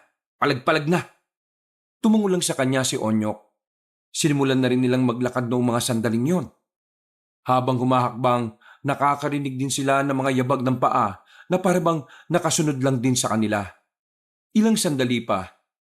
Uy! Damulag! Paglingon ni Damulag sa gilid nila, may isang aswang na bigla na lamang lumundag. Nahawakan ng aswang na yon ang buhok ni Maria Juana. Agad namang itong sinapak ni Damulag sa mukha. Basag agad ang mukha nito. At saka bumagsak na rin sa lupa. Yan! Basag tuloy mukha mo! Ang sinabi ko, maging alerto. Ano bang nangyayari sa'yo, Damulag? Masyado kasing nakatoon sa mukha ni Maria Juana eh. Hindi ka papatulan yan, pre, uy! Sa mga sumunod pang sandali, may mga aswang na rin na patakbo-takbo sa kung saan. Sa puntong ito ay mas lalo na nilang binilisan ang kanilang paglalakad. Nang makarating na sila sa ilog, bigla silang hinarang ng mga aswang na itim ang katawan. Naalala ko na, gabunan ng tawag sa mga ganyang aswang. Ano? Gabunan?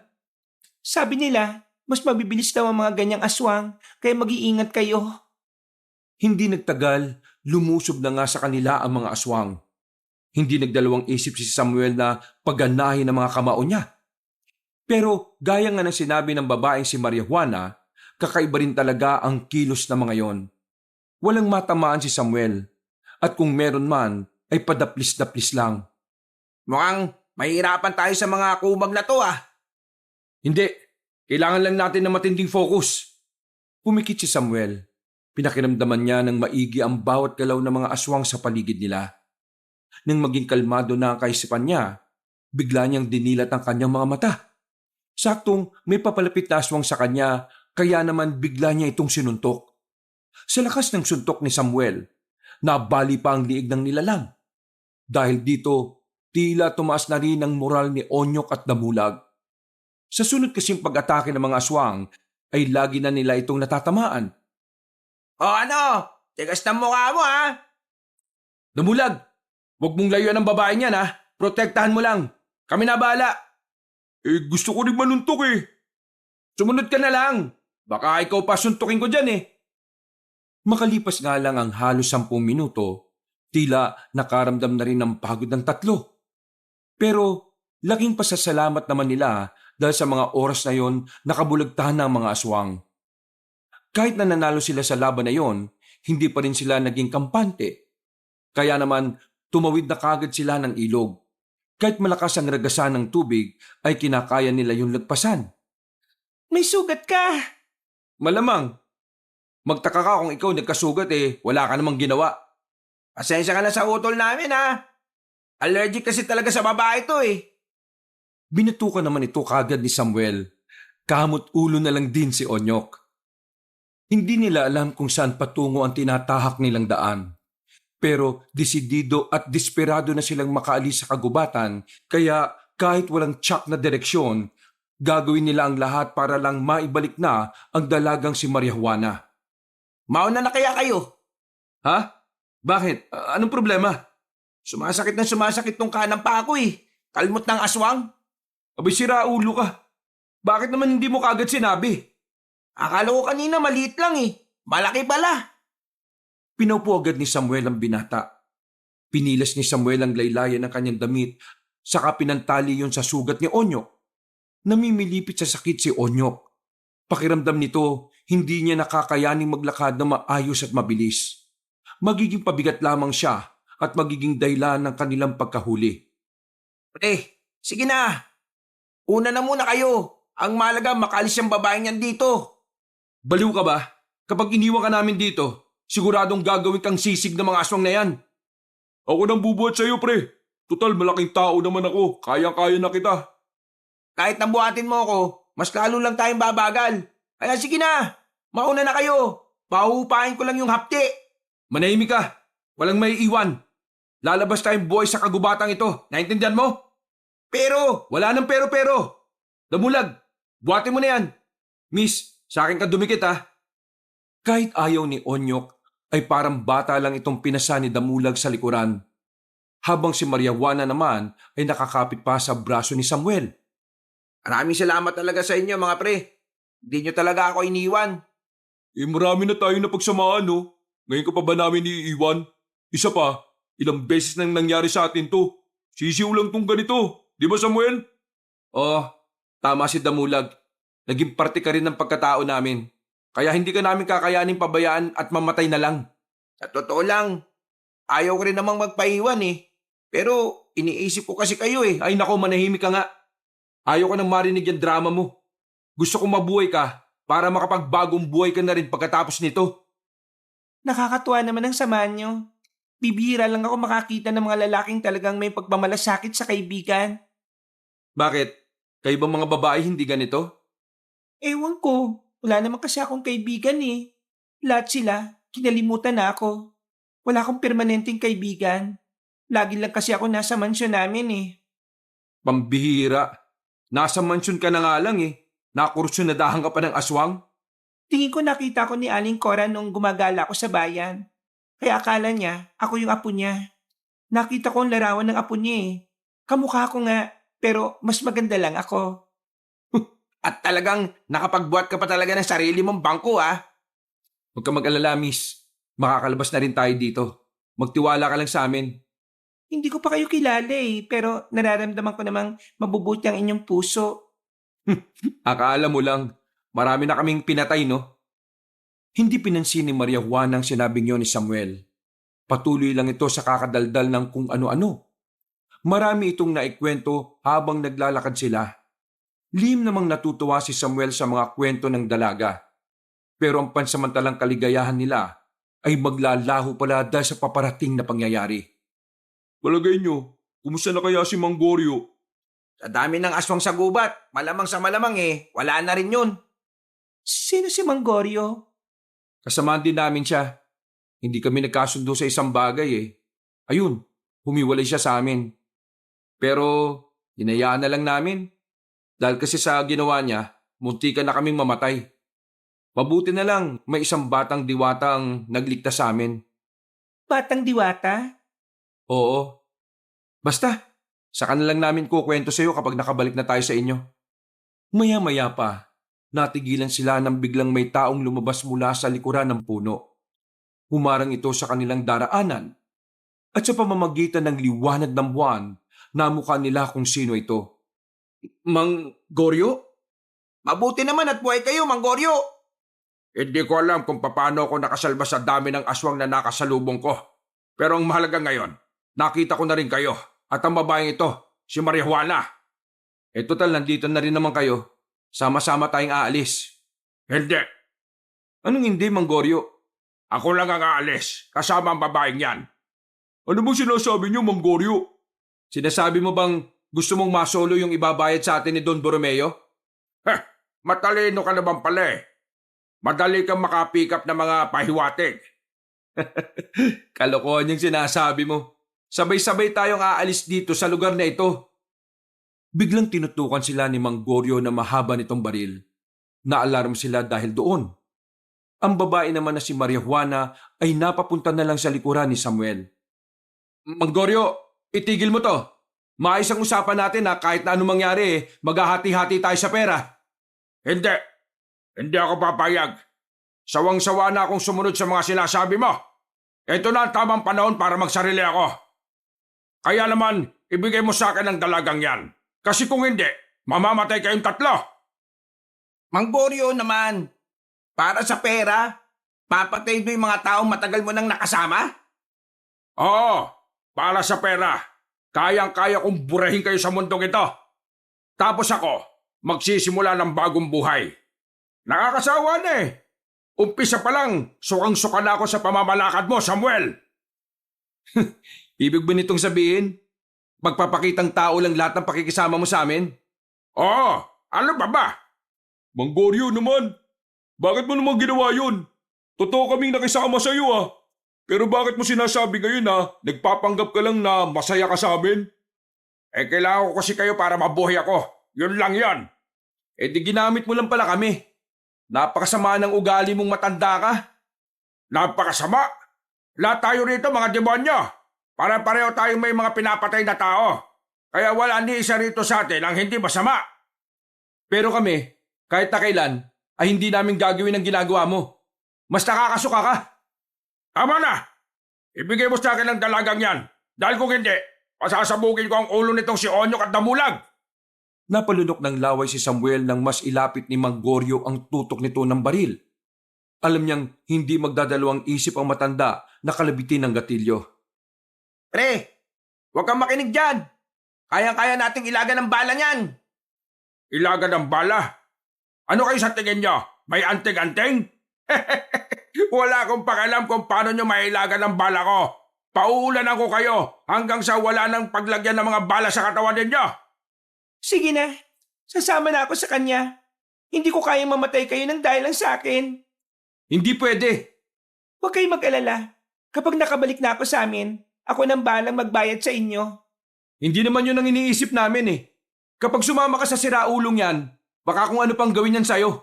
Manyakis ang siraulong yan Hindi ba matatapos ang usapan na to?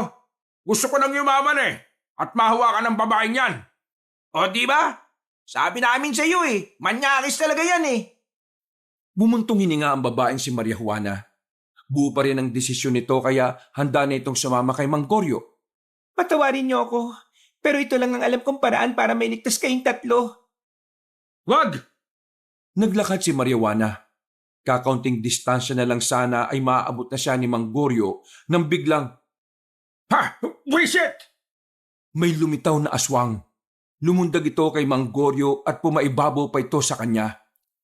Hindi naman nagsayang ng oras si Samuel. Agad niyang hinila palapit sa kanila si Maria Juana. Aalis na sana sila nang biglang maramdaman nilang nagdatingan na rin ang mga aswang. Kailangan na natin makalis dito. Iwan na natin yung matandang yan. Malamang, sira ulo yan eh. Ay, pakiusap, huwag na akong iwan dito. Nasa ibabaw pa rin ni Mang Goryo ang aswang. Hindi nito magawang magpaputok dahil nadaganan mismo nito ang kanyang baril. Bahala ka sa buhay mo. Mamahinga ka na. Masamang damo. Hinawakan na ni Samuel ang dalaga. Dali-dali na silang umalis doon. Bago sila tuluyang makalayo, nakita pa nila mismo na nilapanan ng aswang si Mang Goryo. Sa katunayan, masakit din para kay Samuel ang pag-iwan nila sa matanda. Hindi naman kasi nila may kakaila na kahit na nagkaroon sila ng hindi pagkakaunawaan at kahit muntikan pa sila nitong patayin, naging ama rin ang turing nila kay Mang Goryo. Ganun pa man, kailangan nilang tanggapin na may mga tao talagang dapat na nilang iwanan para na rin sa kanilang kaligtasan. Sandali lang, sandali! Oh, anong sandali? Hindi pa tayo nakakalayo. Namumulikat pa ako eh. Ay, buwisit naman yan, oh. Ibinaba na muna ni Damulag ang bitbit niyang si Onyok. Hinilot-hilot ni Samuel ang paa ni Damulag at naging maayos din naman kagad ito. Aalis na sana sila roon nang biglang dumating si Aling Cora. Sa puntong ito, naramdaman na lamang nila ang mabigat na presensya ng matanda. Bigla na lamang silang pinagpawisan. Kusang kumakabog ang kanilang dibdib. Akala niyo ba'y may tatakas niyong apo ka? Nakakamali kayo! Hindi niyo may lalayo sa akin ang pinakamamahal kong apo! Hindi! Hindi niyo ako apo. Kamukha ko lang siya. Kahit na kailan, hindi kami magiging isa. Apo ko, paano mo nasabi ang mga ganitong bagay? Matapos kitang arugain ng bata ka pa, ito ang isusukli mo sa akin? Naintindihan ko na namimiss niyo ang apo ninyo. Pero manang, matagal na pong wala ang apo ninyo. Namayapa na siya. At ang kaharap niyo ngayon ay ibang tao na. Mukha lang ang magkapareho sa amin. At hindi ang kaluluwa. Patawarin niyo ako kung sasabihin ko ito pero kailangan niyo pong magising sa katotohanan. Hindi! Ikaw ang apo ko! Hindi ako pwede magkamali! Ikaw si Marina, ang aking apo! Kung ayaw mong sumunod sa akin, didisiplinahin kita ngayon kagaya ng ginagawa ko sa iyo noon! Manang, nakikiusap ako sa inyo. Itigil niyo na po ito. Gusto ko na po makauwi sa amin. Pakiusap po, nagmamakawa ko sa inyo. Kung hindi ka mapagsasabihan ng maayos, idadaan kita sa dahas! Miss, dito ka na. Wala kang mapapala sa matandang yan. Damulag! Onyok! Kaya niyo pa bang lumaban? Kayo na bahala sa mga bata nito matandang to. Ako nang bahala sa kanya. Sigurado ka ba? Oo, kaya ko to. Kaya ko pa naman. Parang nawala yung sakit ng paa ko eh. Hindi nga nagtagal, unti-unti nang nagbago ng anyo ang matandang si Cora. Tuluyan ang pumangit ang mukha nito. Sobrang layo na ng itsura nito sa pagiging matanda. Kinilabutan naman si Samuel. Kahit na alam niya sa sariling may kalakasan din naman siya, hindi niya magawang baliitin na matanda. Miss, sa gilid ka lang Kapag may lumapit na aswang sa'yo, hampalusin mo kaagad ng hawak mo. Mag-iingat kayo. Bumuntong hininga na muna si Samuel at saka naglakad na rin papalapit. Isinarado na rin niya ang kanyang kamao. Di naman niya ang kapangyarihan na tila dumadaloy sa buo niyang katawan.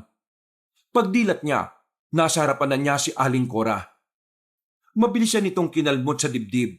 Pero buti na lang ay nakailag siya kaagad kaya hindi naman sobrang lalim na nadaplisan siya. Nahawakan ni Samuel ang kamay na matanda. Hinila niya ito ng malakas at saka sinuntok ng malakas sa mukha. Pero walang nangyari. Napalingon lang sandali si Aling Cora. Pero pagbalik nito ng tingin kay Samuel, ang matandang aswang naman ang sumuntok. Tinamaan sa sikmura ang binata. Sa sobrang lakas ng suntok, ay tumilapon siya sa harapan ni Maria Juana. Buwisit! Ang lakas na matandang to Muling bumangon ang binata. Tiningnan niya saglit ang dalawa niyang kaibigan. Nakikita niyang kahit papaano ay kinakaya naman pumalag na mga yon.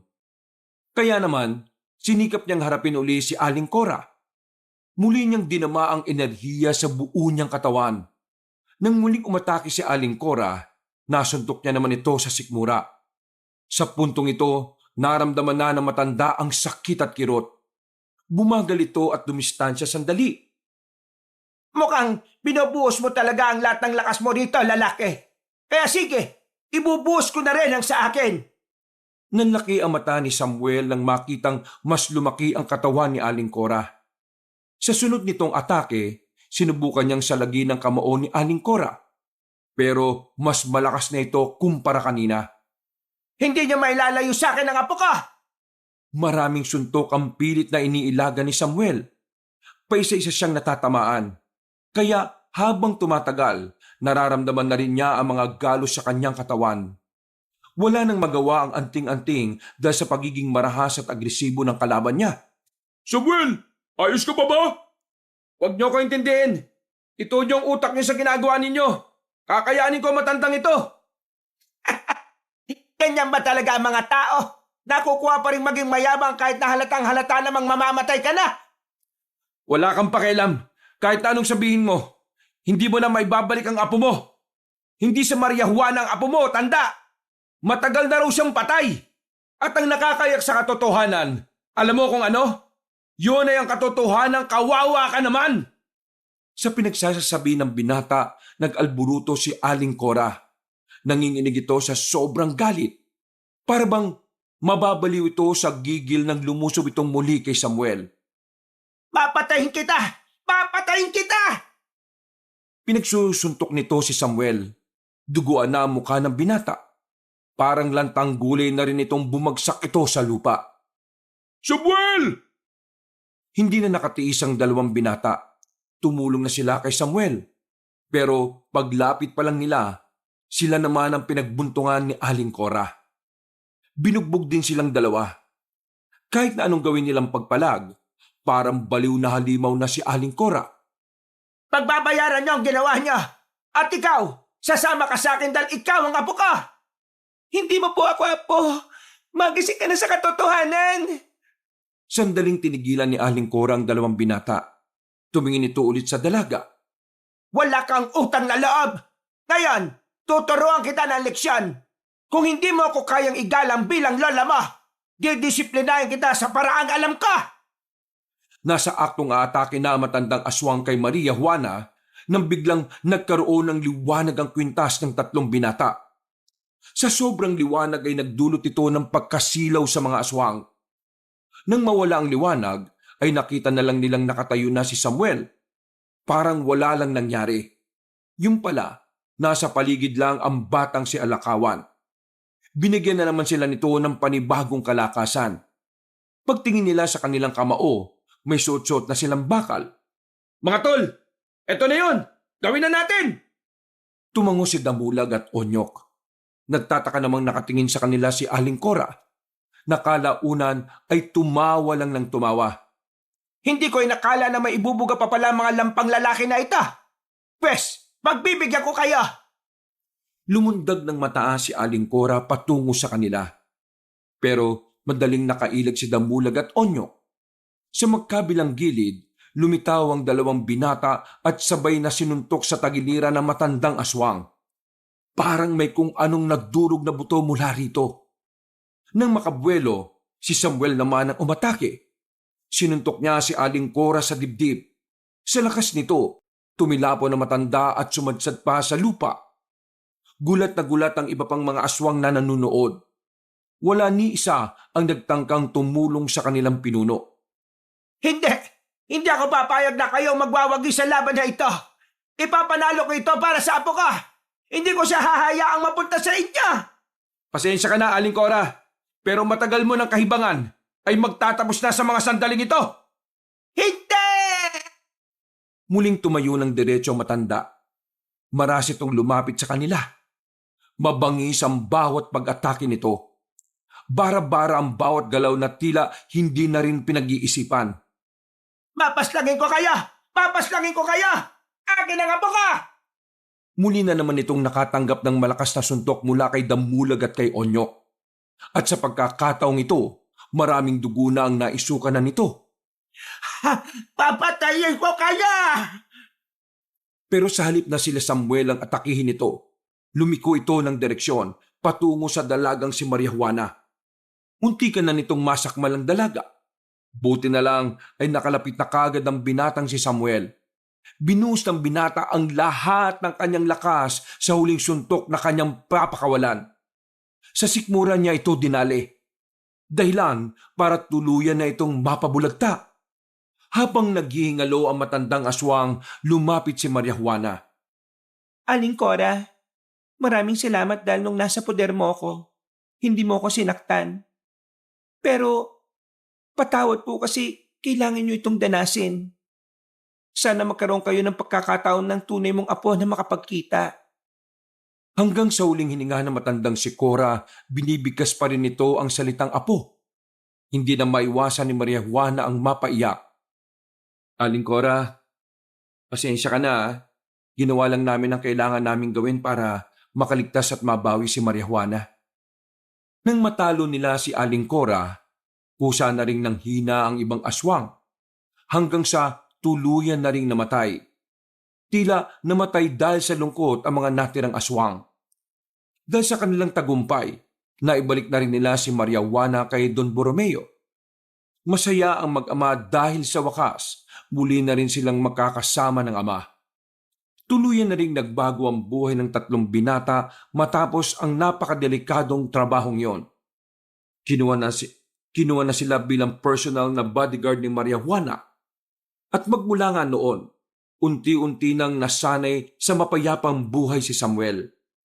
Binawi na rin sa kanila ng batang diwata na si Alawakan ang mga anting-anting. Bilang kapalit, binigyan sila ng batang diwata ng tig-iisang medalyon na ginto.